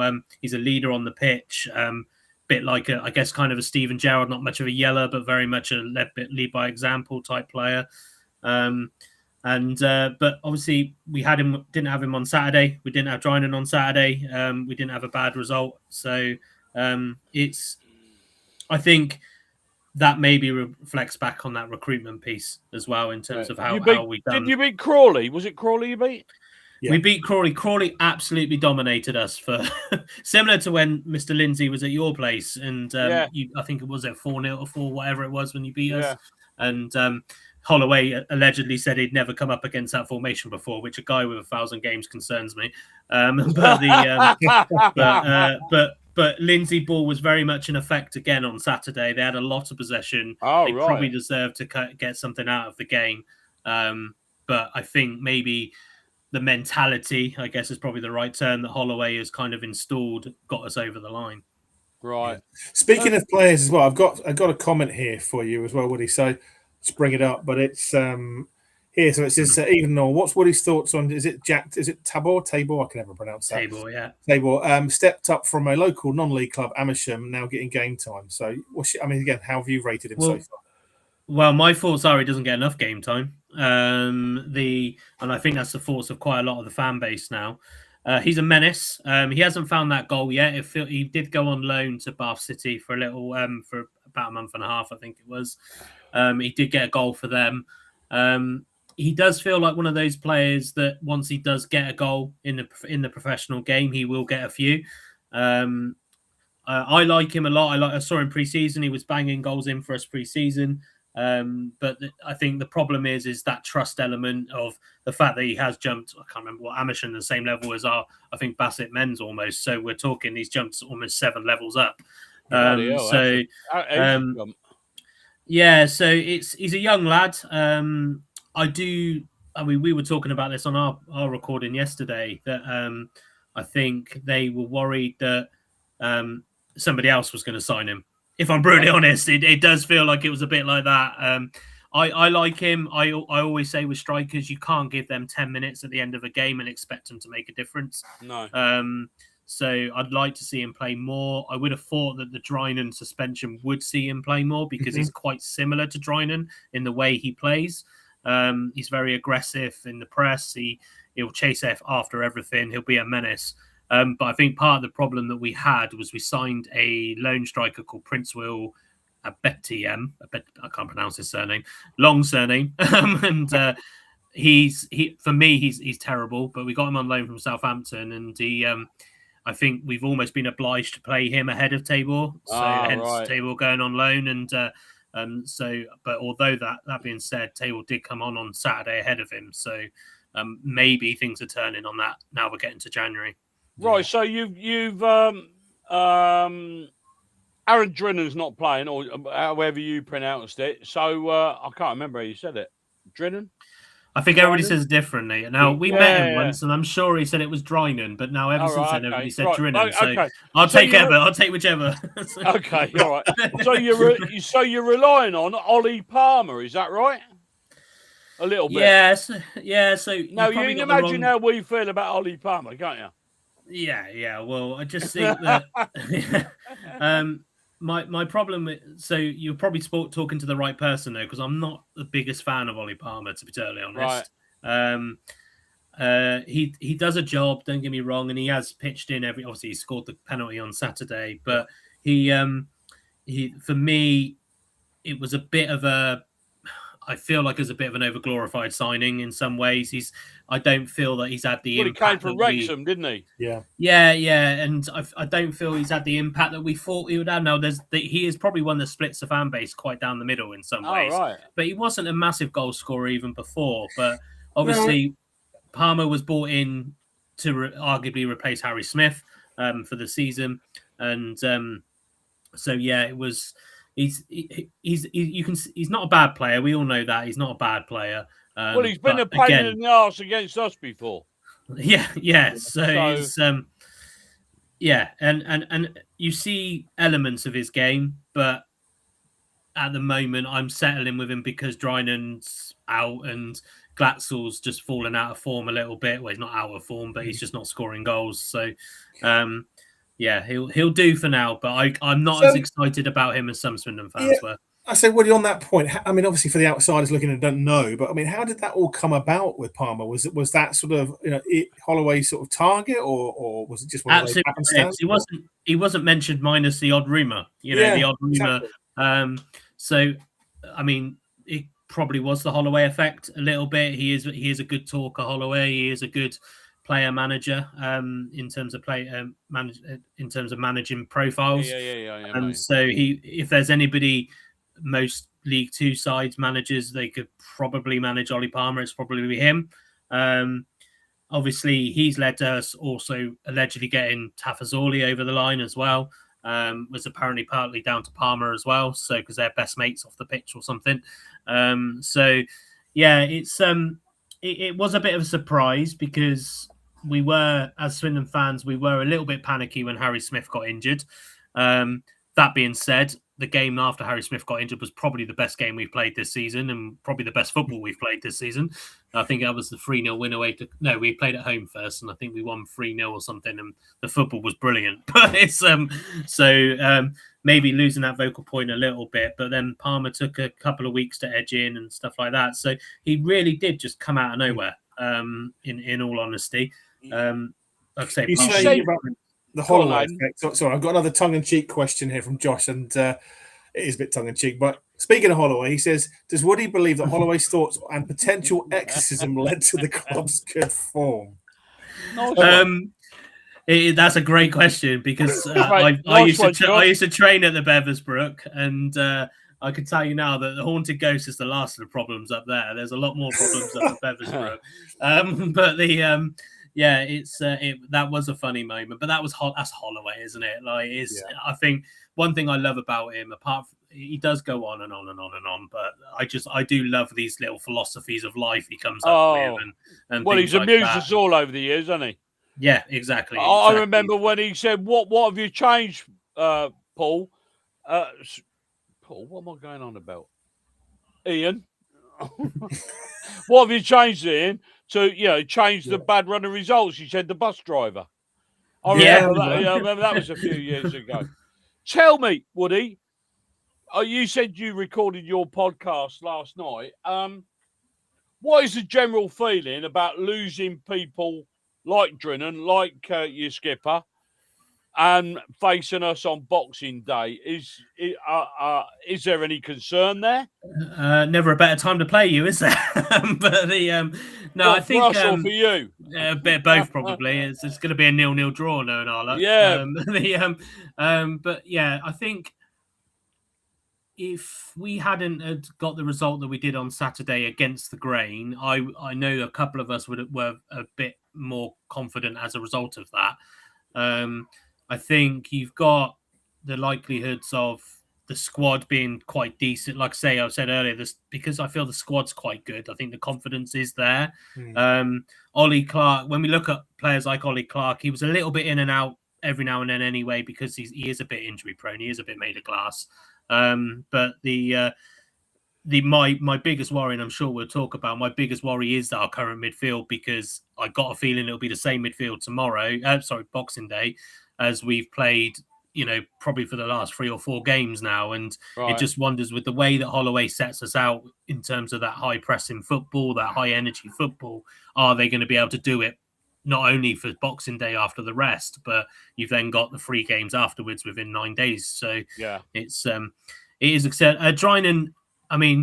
Drynan last season, although he wasn't on the goal scoring form, he got injured at the worst time, because he was our best player towards the end of before he got injured last season. Yeah. He just wasn't scoring goals. So the fact he's scoring goals now naturally makes him a miss. But at one point, Swindon were, I don't think it's the case now, but definitely probably about a month ago, I saw a stat that said we had the most goal scorers in our squad in the EFL. I looked at it, part of my own work. You've got 15. Yeah. So we do have goals across the team. Drynan just offers that little bit of something different. You saw it. Well, those who went on Saturday saw when he's not playing, we miss him because of the type of player he is. But we can play without him as well. Not as well, but we can play without him. So we're bound to ask. I don't know what your knowledge of is about MK Dons, but who do you fear? Obviously not Mendes Lang, because he's out till March. So yeah, well, Mendes Lang was he was an interesting. I would. he was an interesting one, wasn't he? Because I think we were linked with him as well just before you signed him. Okay. That's right. Because I was whilst you guys were having a chat when I was in the green room, I was having a look at your squad, and obviously when you've got players like Crowley and Liam Kelly, and obviously Liam Kelly is another former trialist. I don't know. I haven't checked what your squad availability is like, but Liam Kelly's always a bit of a thorn in our side as well. He's playing well at the moment. I've got to be said. He is very good. Yeah, he had a real bad season last season. On occasions he got subbed off and he was getting booed off. because his work rate and his distribution was bloody awful. But this season, I've got to say, and Aidan will probably agree with me, he's one of the first names you'd put on the team sheet. You know, yeah. I mean, there's a lot. And when Kelly goes off, we generally put Crowley on. Yeah. Okay. Yeah. And because it was Notts County you got Crowley from, wasn't it? I think. Yes. Right. Yeah. You did. Yeah. So yeah. I mean, you've got obviously your gaffer Paul Warren is decent as well. He's always had a way. But for me, with MK Dons, and it seems I found this as a bit of a pattern over the years. It's almost like a return of the ex-players in some ways, because obviously we had Hepburn Murphy. I think you've got now as well. You've still got Hepburn Murphy. Yeah. Obviously he was another. He was back last week, so he's getting match again. Yeah. He was another bit of a Marmite player at Swindon. Some loved him, some didn't. Obviously, you've got local boy to us, Joe Tomlinson, who's a bit of a wonder of a left foot. Oh, that's all right then. Well, not for you, but he's literally, he was born, he used to live literally about 2 minutes that way. But and then I believe you haven't got Nathan Thompson because he's probably injured again. He's another one. Yeah. He's made of balsa wood and string, mate. Yeah. So, again, another one I know. Well, Swindon fans know him very well because obviously he used to be our skipper, and I actually know his sister-in-law. But the really, do you want to tell us about that? No, because she might be watching. But the so it's always seems to be a bit of a return. Jodie Fiddis is his sister-in-law, so it's no. Who's the player? Oh, Nathan Thompson. I'm just chucking Jodie Fiddis out there. There you go. Let's just chill off that. If you heard that, get in touch. I'm sure she's watching MK Dons podcasts on a thingy. So it's always, I think even Connell Truman, who might be your reserve keeper now, but I'm sure he was with us at one point as well. But it's it's always kind of the return of the ex-players when we play you guys, and it probably, as with a lot of League Two clubs, they all play each other at some point. But yeah, like you say,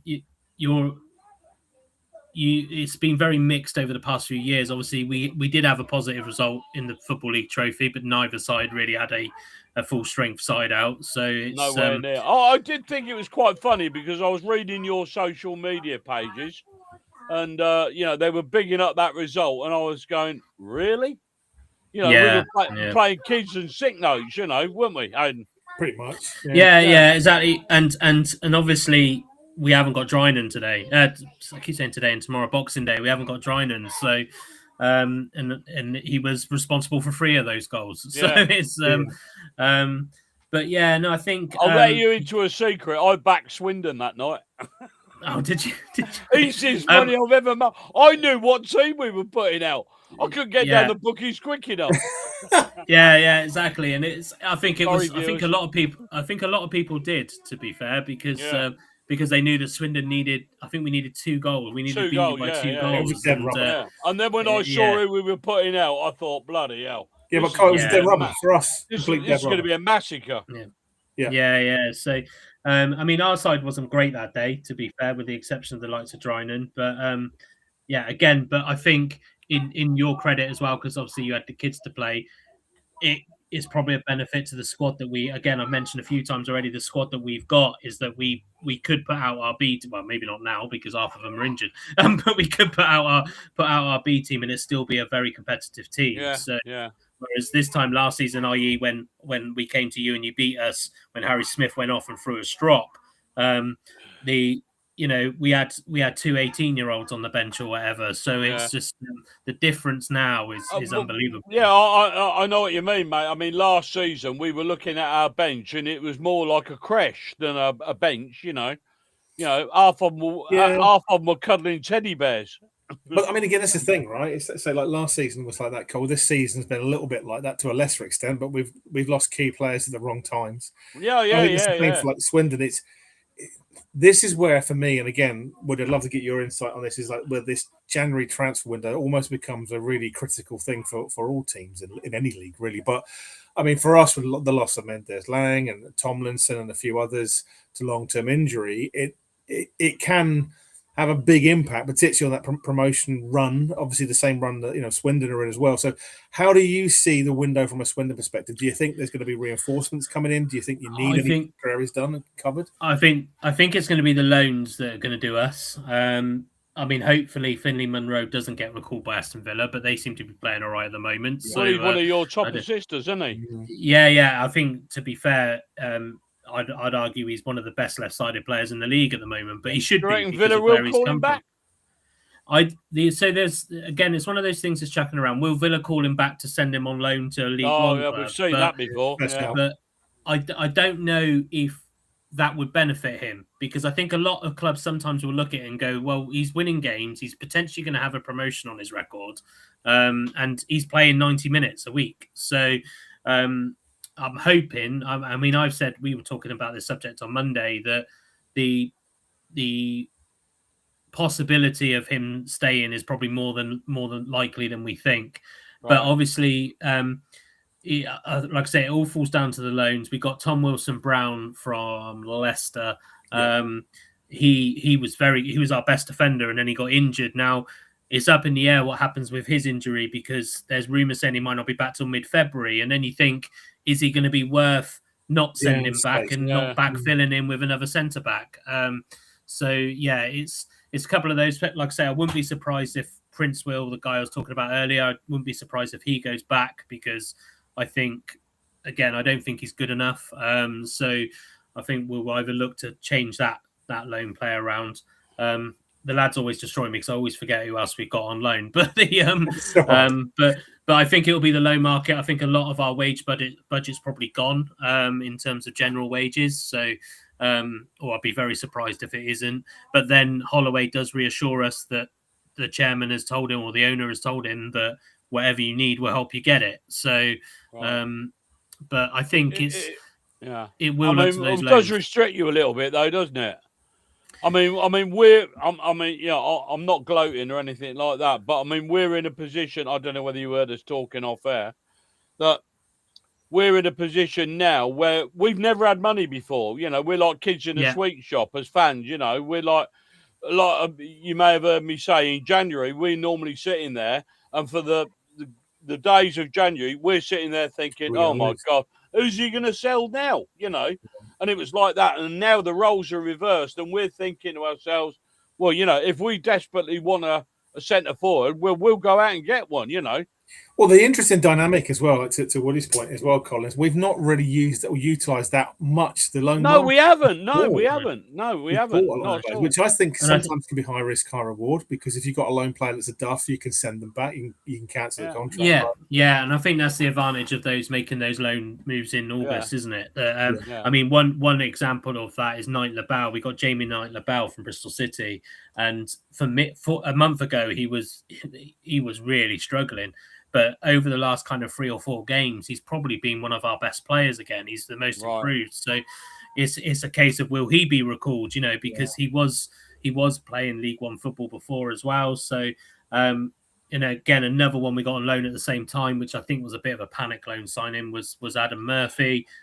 Again from Bristol City. So I think he's now injured, so I think he'll stay back. But although we look at him, we go, actually, Murphy's probably what we need at the moment, given Clark's suspension. So, but yeah, it does. Loans are a worry, aren't they? A massive worry, loans are, aren't they? All the while. Yeah. I mean, we've had players taken away from us, and the following week they've gone somewhere else. Higher up the pyramid. Benny Kafobe, I always remember that. Well, the two most recent to stick out for me is Kioso at Luton, because it was Luton and they were spiteful because it was our promotion. Max Watters. Spiteful, that was. When we lost Max Watters in January, I mean, I still think to this day, if he'd have stayed, that the goals would have been enough to get us over the line and beat Rotherham to second place. The fine margin. And again, that's where I got sympathy for you, Woody, because as I say, if they do pull them, I think to that point... They don't give a toss, do they? There's no sort of, But... If they do pull them, where do you think you need that? Well, we had Max Waters pulled from us, didn't we? And he was on the bench for weeks, wasn't he? For them, never got a game. I thought, you bastards. I think whoever gets pulled will be the ones we need to recruit back in. Basically, to be honest, because again, we've got to be careful of the wage packets. So I don't know if permanent signings will come in. I'd like to see possibly a more like a wing back or a fullback come in. In general, possibly another striker. Because obviously Aaron Drinan at the moment seems to love an injury or a suspension. But yeah, I think the one lesson that we have learned is which was the player we had on loan from you, and we ended up it was one of the attacking players, not Jack Payne. Dan Kemp. Dan Kemp, that was it, wasn't it? Yeah. And that that was the season when we decided that getting players on loan from the same league was a good idea. The same as when Owen Doyle played for us when he was on loan from Bradford. Oh yeah. We've learned our lesson from that. We don't do that anymore. But yeah, I think it will be very much based on like backfilling anything we lose. Really, to be fair, I don't think we'll be trimming the squad down. I don't think now. I think Holloway has probably shown the last couple of games. Actually, do you know what we had a young lad, a young fullback on the bench a couple of weeks ago. So he's probably already hinted to say, look, our squad isn't big enough to trim down now. But it will be a case, I think, of replacing the ones who get pulled in their positions because we've got quite a nice spread out squad, really. So fast forward to May. Mm-hmm. A, where do you see yourself? And B, who do you think is going to be the top three or the playoffs or whatever? Where do you see yourself? Where do you see yourself at the end of May? Well, beginning of May. So I'm one of those really horrible, arrogant Swindon fans because at the beginning of the season, yeah, well, there's a few of us, around 7,000 every week. At the beginning of the season, I actually did tip us to go up top. Right. We had our predictions episode. I felt quite strongly about the recruitment. I thought the recruitment was good. I can't remember what order. I think you guys were definitely in there. I'd have to recap on the episode. And I want to say I might have put Chesterfield in there as well. Yeah. But yeah, I think so I do I think we've got enough to go top now? Again, it's hard to say without seeing what happens in January. I do genuinely believe we'll finish top three still. I think Walsall will drop off because they always do. Well, they did last year, badly, didn't they? And when we went there, they absolutely tonked us. And we went out and they were singing, we're going to win the league. And that was the funniest thing ever when they didn't. And then they bottomed out really badly, didn't they? Yeah. Was it 14 points ahead at Christmas or something? Yeah, something that's like one. that. Yeah. So, and then, I'd probably say, not just saying this to someone on your podcast, I do like the activity that you guys can do, in terms of transfers. So I would probably say you, possibly Notts County, sneaking into that top three. I thought Notts County originally were going to struggle because, especially against us last year, they were very much McGoldrick versus Swindon. They lost him. So, but I think it'll be you, and then potentially between Notts County and Chesterfield. I mean, Notts County. I'm sorry, the Notts County guy's not here. Yeah, he's trying to get on, Cole, but there's obviously an issue. He's trying to get on. There's obviously an issue, but I saw we were talking about this earlier as well, that they're on about if anybody comes in for Alexander Jatta and Matt Dennis, they'll quite happily sell. When I thought, bloody hell, if somebody said to me, we're going to sell Aaron Collins and Patterson in January, I'd be freaking out about now, Yeah. I mean, seems like a funny statement. They got a funny model. They got a funny model, haven't they, Notts County? And I think that might be the reason why they're still in League Two, but they just haven't quite realised it yet. Yeah. Well, they must have spent a lot of money on McGoldrick, mustn't they, and keeping him there. Yeah, but I think to the point, Wood, is it feels to me like high risk, high reward. They've put a lot of money on players, expecting that to sort of pay off, and it hasn't. They've just fallen short, and then they seem to have dipped off like last season. They can't sustain it, can they? What's that, Cole?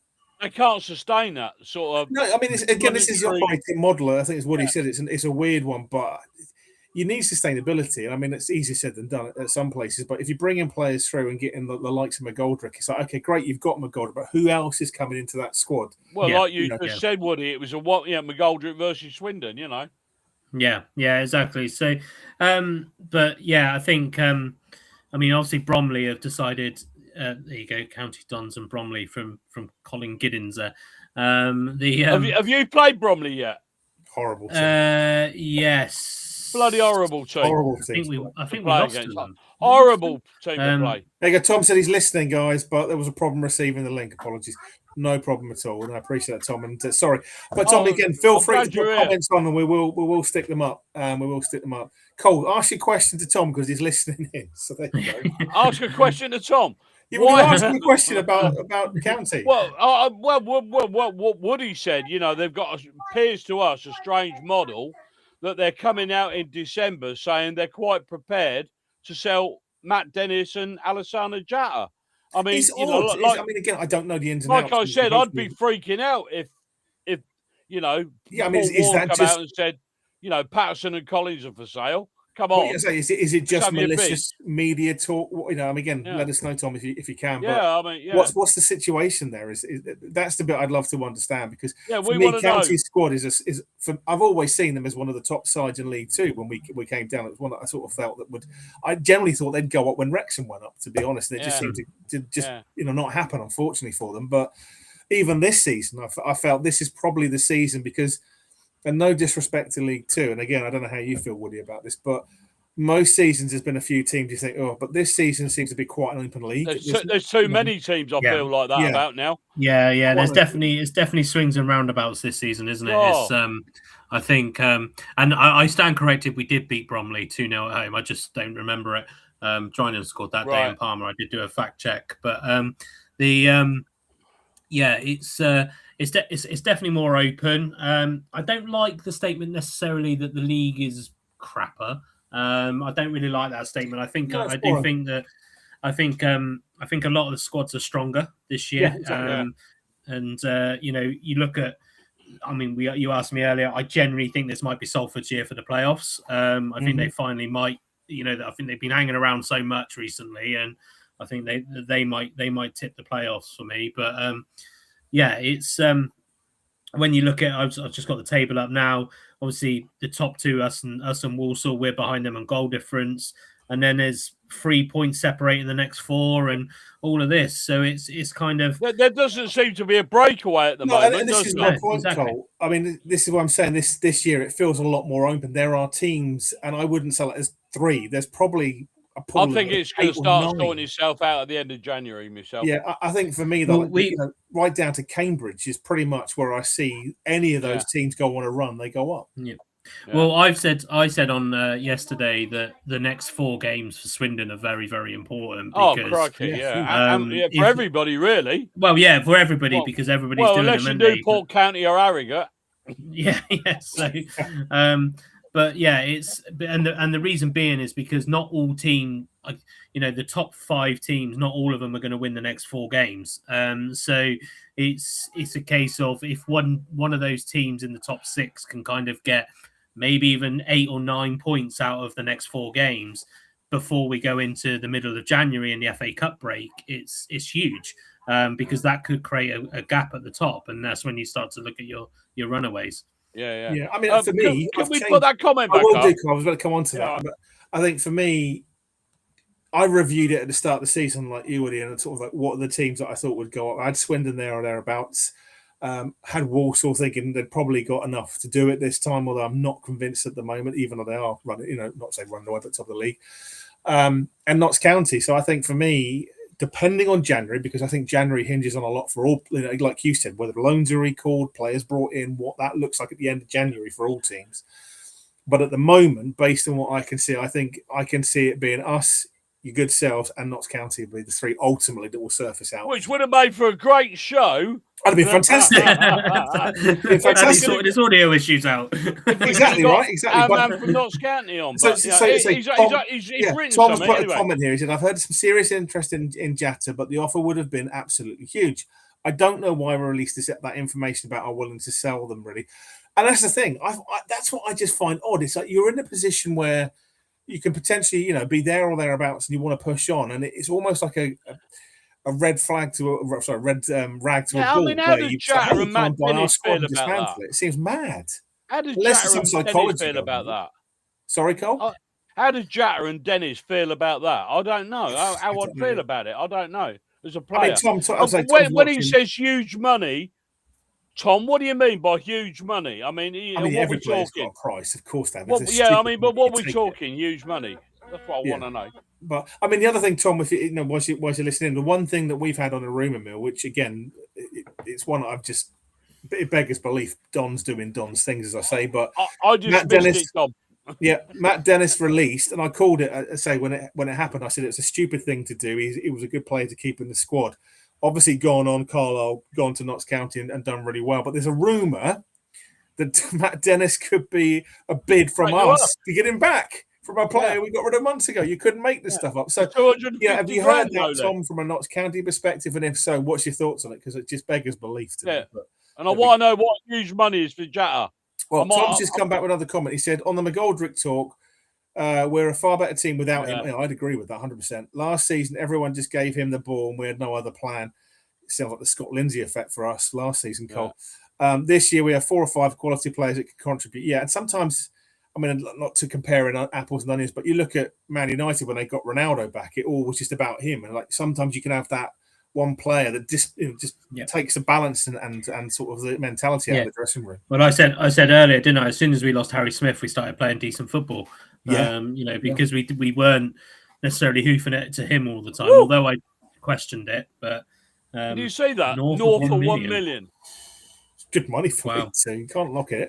Hang on, let me have a look at me tin. Hang on. Rejected 750,000 last January from Plymouth, and he's improved. So I think he's worth more than that. I mean, again, I don't know the contract situation, Tom, at County, but I mean, if you're letting Jatta go, I think it needs to be silly money at this point. The ability to get promoted out of this league and the money that comes with that. I can see the attraction of Notts County selling him. But for the right money. I mean, if someone came in and probably get 3 good players at this level. I'm going to say this, close your ears, Woody, because Scott Twine. I mean, for me, I still think that was a steal of a century from Swindon. It's daylight robbery. To be quite, I mean, obviously from our perspective, I'm happy, but again, to let Jatta go for 1 million to me would just seem like you've just given away promotion for £1 million in some ways. I think that's Scott Twine's a very sensitive subject, and he's a frequent Wharton Bassett as well because that's where he started out. That's nice to see. But he still comes back and visit. And there was something that once said that when he was before Bristol City, Hull. They didn't have much time for it, did they, down there? And he was when he was coming back down, he was playing cricket under a different name. Oh, really? Yeah, apparently there was a rumor they didn't like that. So that's hilarious.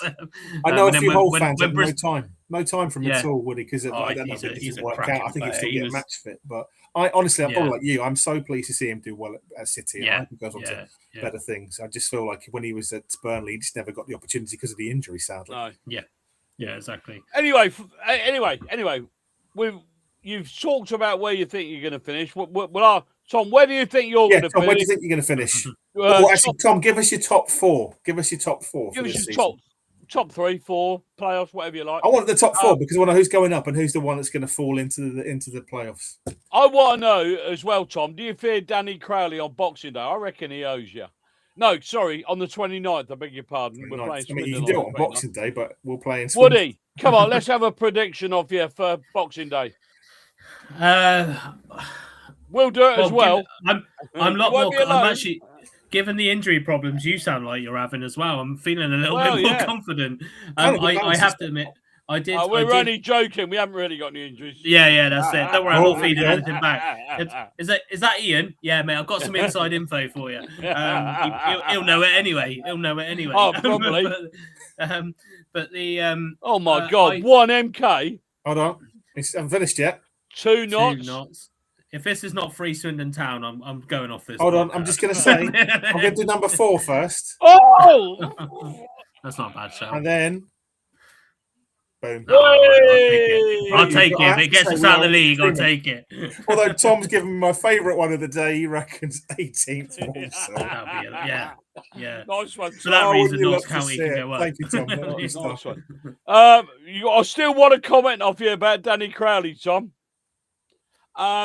Yeah, come on, Woody. We want to know what you think. So I'm not just because I'm on your pod. I'm not going to go against what I said yesterday. You're going to say 1-1, ain't you? I know. Everybody. No, I do. I know. I predicted on Monday on our podcast Swindon will win. because I've got this theory that we're going to do well against you. We're going to do well against Cheltenham. We're going to get revenge on them. And then we're going to do well against Gillingham, and then we're going to go get smashed by Harrogate. I'm going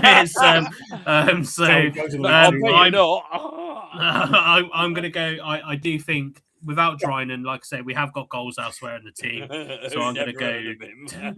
I'm going to go 2-1 Swindon. 2-1 Swindon. Okay, yeah. Aidan, do you want to make a prediction? You know what? Yeah, I mean, Oh, you look! Before he does this, Woody, this normally means he's going to say it's a draw. I predicted last week that we would smash Harrogate. Well, we wiped them off the face of the earth in 30 minutes, and then the game was over, and we just freewheeled the rest of the game. Aidan said it was going to be a tricky 1-1. Yeah, I will say as well, Woody, I mitigate Colin's comment by a broken clock is right twice a day. So you never know. But no, it's an interesting one. I mean, if we were away from home, I think, yeah, I would agree. I don't think we'd win that one currently. Home. What at Swindon? At Swindon. At the moment, the way Swindon the county ground. Yeah, in the Arkle stand. I think it would be 2-1 to count. You're going to go 2-1 county? But no, away. Just let me finish talking yet, Cole. Come on, I haven't finished yet.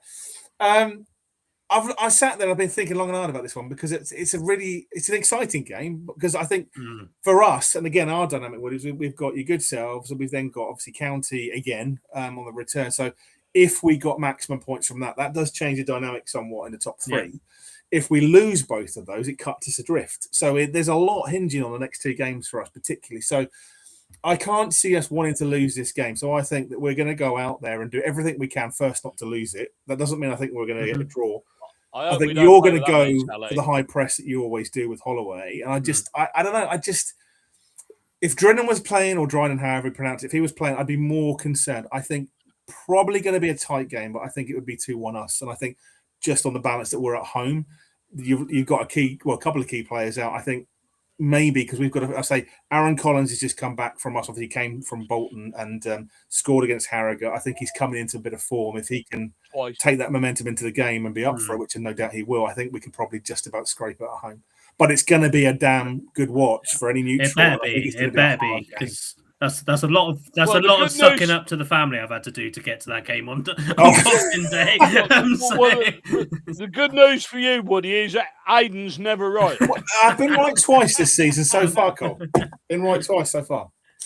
So there we go. But tonight, yeah. Well, I mean, strangely, I hope it's a great. It will be a good game. I hope it's no doubt. Great.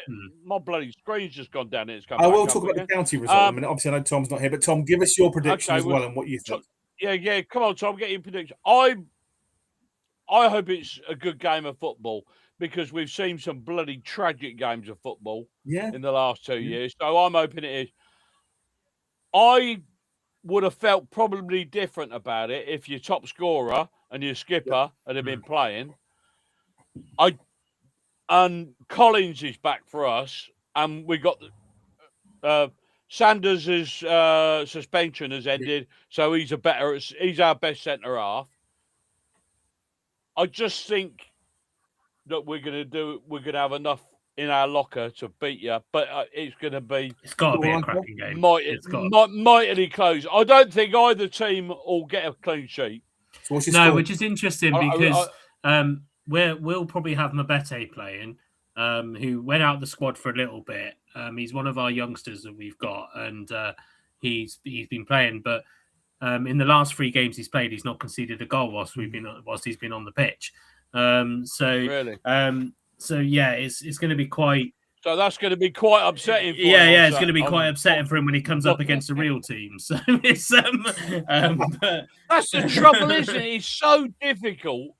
It's so difficult. Like we played Harrogate, and honestly, it was a walk in the park, wasn't it? It was. I mean, but then again, maybe it's more pessimism. And then you think, bloody hell, hang on a minute, Swindon and Notts County are up here. Yeah, but this is the thing for me, Cole, right? It's and again, it's going to be the same for Swindon. It's going to be the same for County, and County obviously just beat this recently. But if you want to go up, you have to beat the top teams, and I think that's we've struggled. We haven't struggled. I mean, Notts County got very lucky against us. We gifted. No, they bloody well did. No, don't. We gifted them 2 goals. We give. What do you mean? Look, we lost the game. Hang on a minute. Right, Who's controlling this show? I've got the buttons, Cole. I can throw you off. I'm joking. Oh, But bugger, no, yeah. the last game again. Obviously, Tom, please feel free to comment, and we'll flash it up. But I think the game that we played County away, I didn't think it was going to be easy. I thought it was going to be a 2-2 draw ultimately. Similar to bloody well should have been. which that's what I predicted. But at the same time, I mean, again, Bloody look, Maguire. County are nobody's fools, and they got a good squad. So sometimes, you know, Yeah, I know. things go against you, and that's the makings of a good team. And it's just like, you know, I don't know. things happen. But I think the game, the reverse game on the 29th, I think I'm not going to say it's a different story, but I think equally it's going to be like the Swindon game. They're going to be payback. Payback. Well, I think this is going to sound a really perverse thing to say. I'm actually looking forward to both games and at the same time terrified because you've got 2 really good footballing sides that we're coming up against. Yeah. 2 promotion contenders that we need to get something from. So it's going to be exciting football for a neutral, definitely. But I think look. Matt Dennis will want to come back to MK Dons. So expect an own goal. Expect an own goal from Matt Dennis. Conor Grant. How much have you had to drink, Noel? I apologise, Tom. Not enough. Conor Grant, another own goal. I'm going to stick my neck out here. I think Notts County won't feel that I think they'll think to themselves. You think they won't be confident after they won a few weeks ago? No, I don't think they will be in the manner they won. I think it was a very even Warney said when we did the Warney interview a few weeks ago, we had him on the show, Woody. He enjoyed the game like I did, but it was just one of those where I didn't think we deserved to lose it. The man's ill. No, I didn't think we deserved to lose it, but at the same time, I didn't think County deserved to lose that game either. I thought you had 2 very evenly matched. Fair result would have been a draw. Fair result would have been a draw. But so this is, but again, for me, for both games, I think a narrow 2-1 against Swindon, and I think at home, I can see it being 2-2 against County. I can see Dennis score. If you want to put a bet on Cole, Matt Dennis to score against us again, you watch. I'm not taking no notice of you whatsoever after last week. You won't see. I'm going to say, I've told you what's going to happen. You haven't told us to score. You haven't told us to score. I've told you what's going to happen. Crowley's going to stand in front of the Notts County fans going like that. I'm not saying I wouldn't be happy to win it, Cole, but I don't see that game being so easy. Tom, I wish you could see me. Incredible. But yeah, so your Swindon game, come on, Cole, you've got to give us a scoreline. 2-1 to Dons. 2-1, same as me. I told you it'd be close. Yep. Yeah. I think 2-1 Dons. Strangely, I can't conceive a draw. I think if we don't win 2-1, I think Swindon will win. Yeah, I mean that's the thing. I think like the mentality. I don't think it'll be 1-1. I think it's 2-1 our way, and I'm leaning towards our way. And this is the thing. I think the mentality's got to be these are the next 2 games are really critical. We need to win both. Whether we do is a different story. But I'm predicting 4 points from 6, but it could be 6. It could be nothing. It's that tight. Well, I'm going to say it again. If we win them 2 games, I'm going to be walking in the air. Me and you both. It will be a wonderful time of year, Cole. And I'm going to be having a wonderful Christmas time. Well, but unlike last Christmas's results, and maybe our drummer boy. And I'll be rocking around the Christmas tree. Maybe our drummer boy will be cheered up. And there we go. Sorry. Right. We've been playing this game, everyone at home, just in case you wondered what Colin and I've been dropping in Christmas songs the whole show. So nobody's noticed. No, even I didn't notice. And I normally pick up those type of things. I need to retire from podcasting. Not at all. Not at all. But no, I think the aim of the game, Cole, we've mentioned against Swindon, against Notts County, is to stop the cavalry. There you go. Indeed. Yeah, there you go. Right, and then it'll save his other than that, as I say, Woody, I generally think, as I say, Swindon are going to have a cracking season. I do hope you get your promotion and get up after everything you've been through and with the ownership and all the hoo-ha. And you're coming on Boxing Day, yeah? Yeah, I'm going to be there. My little daughter's. In fact, most of the Fools Rush In guys are going to be there. Fantastic. There's quite a few of us going. So I'm my daughter's. Well, if you see us down there, we hang around outside the burger place. Gate 7 by the Master Arena. There's a big Cas Pass. Well, you see it at the bottom of the screen. So and if you're really having a great time, stay another day. I'll stay until the bells end. Oh, Bang! There we go. hey! There we go. Well, listen, great. We love it. Woody, you've been an absolute diamond, mate. We wish you a very Merry Christmas. We wish Swindon all the very best. When do we play you again? Oh, God. Now April, you're isn't saying. it? I think it's quite late on, yeah. Yeah, April, May. Yeah. It could be quite a 6-pointer, to be Because honest. I think we were looking at it to see, because I think it's right near the end. Because I think I was saying it could, I'm sure it could be a, because we got Chesterfield last game of the season. Yeah, we Where at their place? No, at our place. Right, okay. So we got Walsall that month as well. Oh, no, God, no, you got maybe, a nice finish. No, maybe. Oh, you're 14th of March. There you go. 14th of March. So, yeah, still, towards the end of the season. Okay. Hopefully, we'll both be promoted by then and we can play. Be nice, right? Yeah. And Tom. Tom done. 3 in front of all Are you ready for this? We're hoping to be about 2,000 miles in front of everybody. Exactly. Yeah. And if we are, I will believe in Father Christmas, Cole. Right, Woody, are you going to come back on in March? Yes, of course. Yes, if you guys will have me, I'll be on. Absolutely. Yeah. We'd love to have you, mate. You've been absolutely brilliant. We wish you all the very best. Happy Christmas. Yeah, and you guys. Have a good New Year, and we'll see you again in March, mate. We're going to have a better idea what's going on then. Yeah, hopefully see you then. All right. Will do. Cheers, fellas. Thanks. Cheers, Woody. Thanks for joining Merry us. Christmas. And again, Cheers. thanks to Tom as well. Bye. We really appreciate Tom watching it on the other side. Yeah, cheers, Tom. Hold on, I am leaving. What a great guy. What a lovely bloke. What a lovely guy. Well, then Tom as well. Thank you, Tom, for the comments. Yeah, so thanks, Tom. We appreciate your comments. Sorry you couldn't get on. There was a connectivity problem. But so it is sometimes. You know, we both dropped out, haven't we? Yeah, before? well, yeah, it's bloody chaos. So, yeah, no. One of these nights we're both going to go. It could be one of these days. You never know. So you lot will be talking amongst yourselves. Well, exactly right. So some updates. I'm very disappointed that nobody. Still 0-0 at the Emirates, 77 minutes. Man City to win the league this season, I think. But there we are. I'm trying to ignore the Christmas songs. Thanks, cheers, Stephen. Appreciate it. March 14th. Cheers, Ash. Same for Colin as well. Thank you for that one. And then Harry said Hogan back for Cup game. Just right. Oxford has sacked their manager, haven't they? Yeah, it's a shame they can't take Hogan as player manager. Please, if you're watching Oxford, there is a great opportunity to take Hogan from MK Dons as your player manager. He will see you out, and I'm sure you'll do really well with him. I'll tell you what. Yeah, thanks to Tom. Thanks to Woody. That's been absolutely brilliant. Absolutely cracking. Do you want to play the team talk? Well, I don't know, because I mean, to the little boys. Chris is, talking about Scott Hogan, so I'm struggling. I'm joking, but yeah, of course we will. But again, look, before we get into that one. It's a double header for everyone watching. So Chris and mine have done a review for Notts and Swindon because obviously the 2 games coming up. So it's going to be 6 minutes, 30 seconds of Ryan and Chris giving us all things in review. Well, I shall probably watch the last 4 minutes and 30 Take your seconds. phone with you, Cole. You can watch it in the loo. There we go. Oh, right. Okay. Right. Okay, then. Go for it. Roll V2.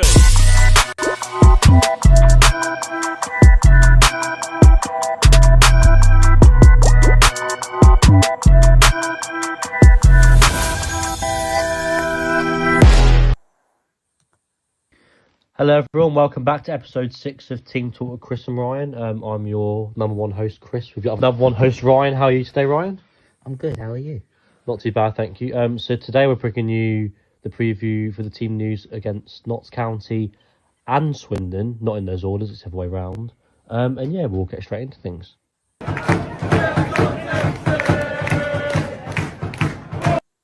So Paul Warne made 3 changes to the side that faced Cambridge last Saturday, with Aaron Collins replacing the injured Nathaniel Mendez-Lang, Gethin Jones being moved to right centre-back, with Luke Off coming into left centre-back, with Aaron the Main coming in for the injured Lawrence Maguire, and then Will Collar making a return to the start for Kane Thompson-Summers in that midfield 3 of him, Liam Kelly and Alex Gilby.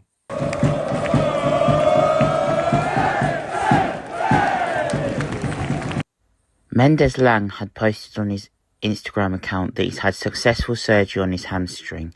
Paul Warne has confirmed that he won't be seen on the pitch until the end of Feb, beginning of March. Tomlinson is out for 10 to 12 weeks. There's been no update on how Maguire is with his hamstring, and Wilson is still out until the end of January. There's still been no update on how Thompson is doing. I just think we need to get to January and get a new centre-back. I hate to give the airtime to him, but Hogan is available. He's just not been featuring in the team, which Aiden shall be happy about. And some good news, Jack Sanders will be available on Boxing Day after he's been slapped with his 3-match ban.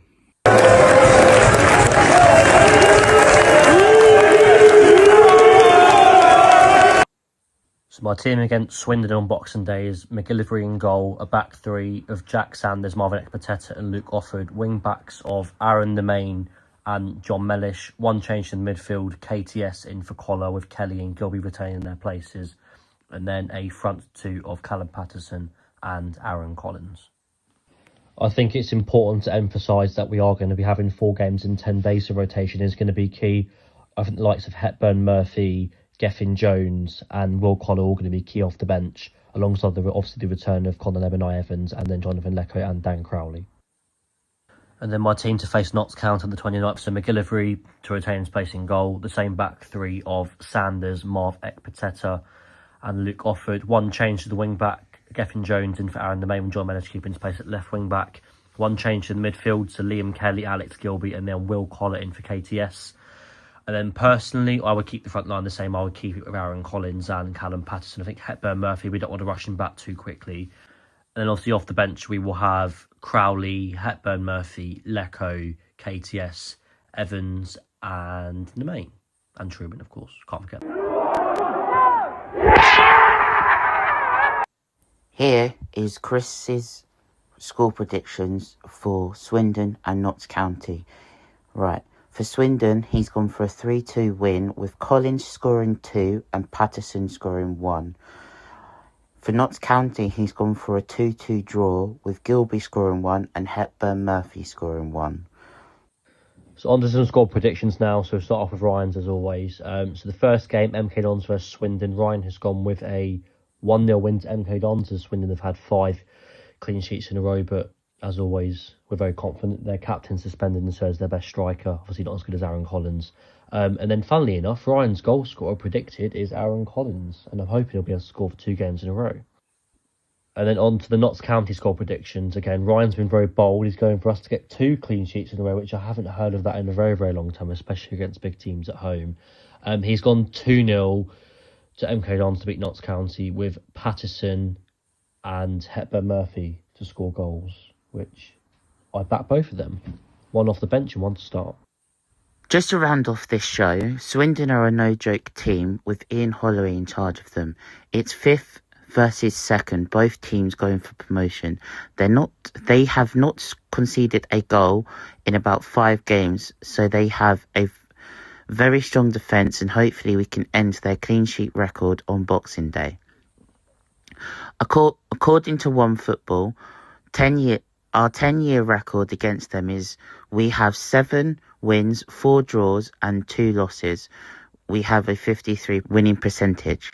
Last time we beat them was Saturday, the 9th of November 2024 in a 3-1 win.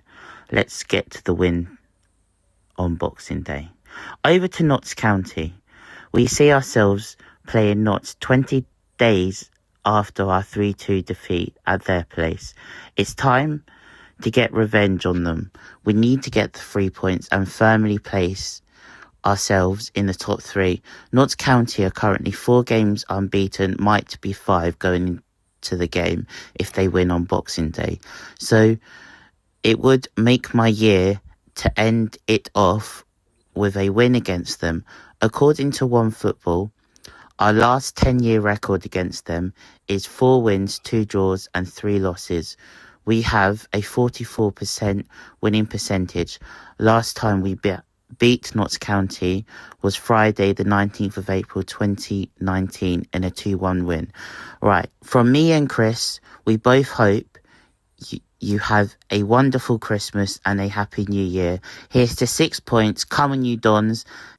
Congratulations to the skipper for 200 league appearances. Here's for another 200 more. Up the Dons. From me and Chris, we both hope you have a wonderful Christmas and a happy New Year. Here's to 6 points. Come on, you Dons. Thanks for listening. Over to the legends that is Aidan and Colin.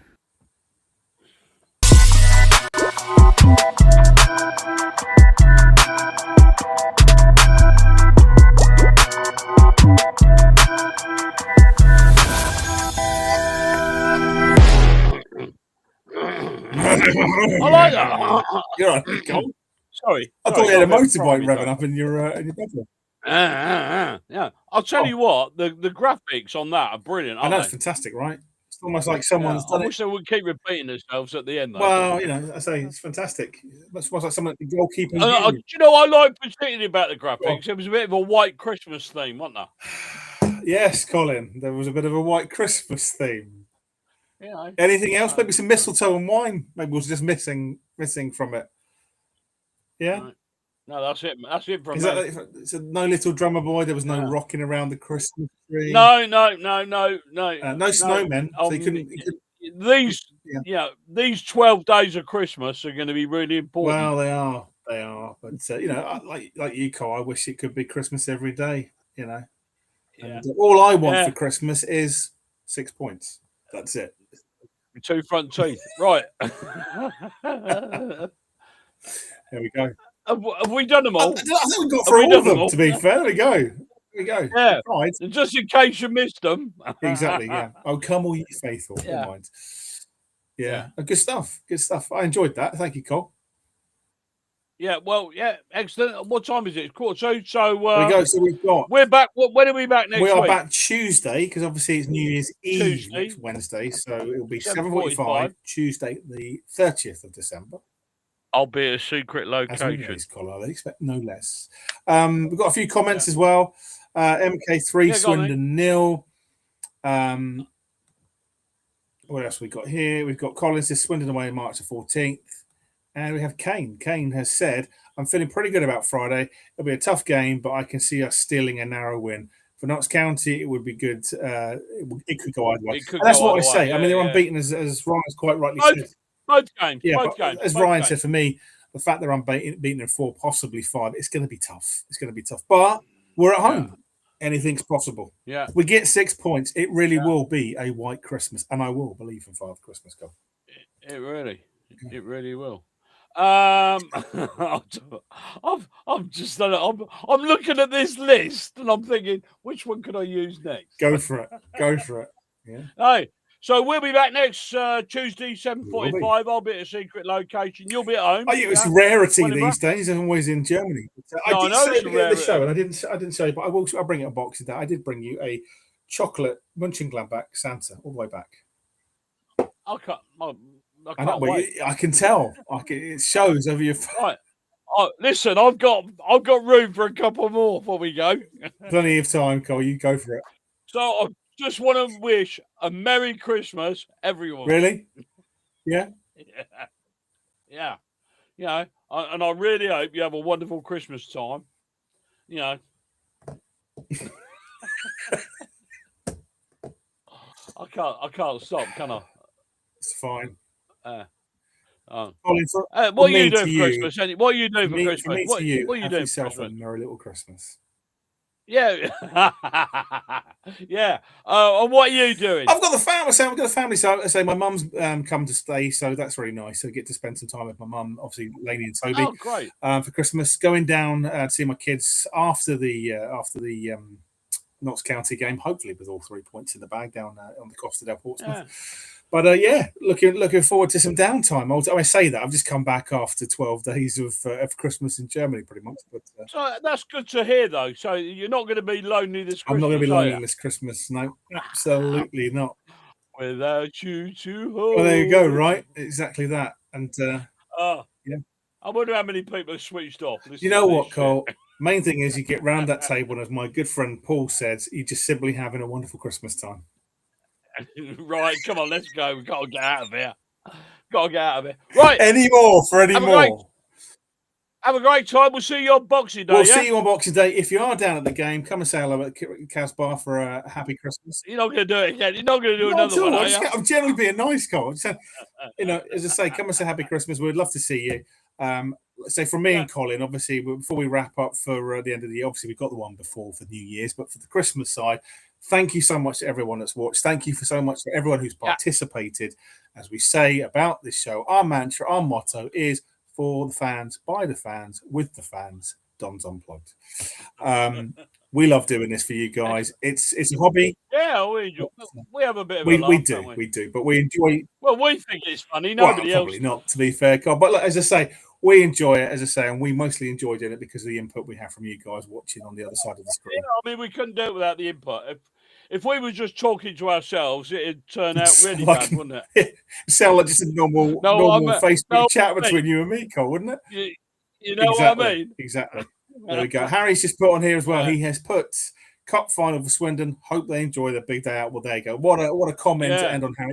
I wonder if we're going to sing that song. You've seen the Dons now. Go home and enjoy the rest of Christmas. I think it was something like that, Cole, didn't it? But there we are. Yeah, I think it is. Anyway, look, again, thanks to Tom from Knots. Anyway, apologies, Tom, you couldn't join, but thanks to the comments. Really appreciate your input. Thanks to Woody from Swindon. Again, best of luck to both of your teams for the rest of the season, except the 2 games. Obviously, we wish you well other than that. Thanks to Luke. Thanks to John Harris, our booking agent. Thank you to Chris and Ryan. Chris and Ryan. And there's lots more people we could sit here and thank, and it would take up another probably hour, Cole. Because Luke Payne's cameraman could do. Well, yeah, he's not getting paid enough, right? Not getting paid. But look, as I say, have a Merry Christmas, have a great festive season, however you celebrate, whatever you celebrate. Enjoy your time with your family. That's the most important thing. Have a great end to the year. We'll see you next Tuesday at 7:45. And Cole, I believe there's something else you need to say.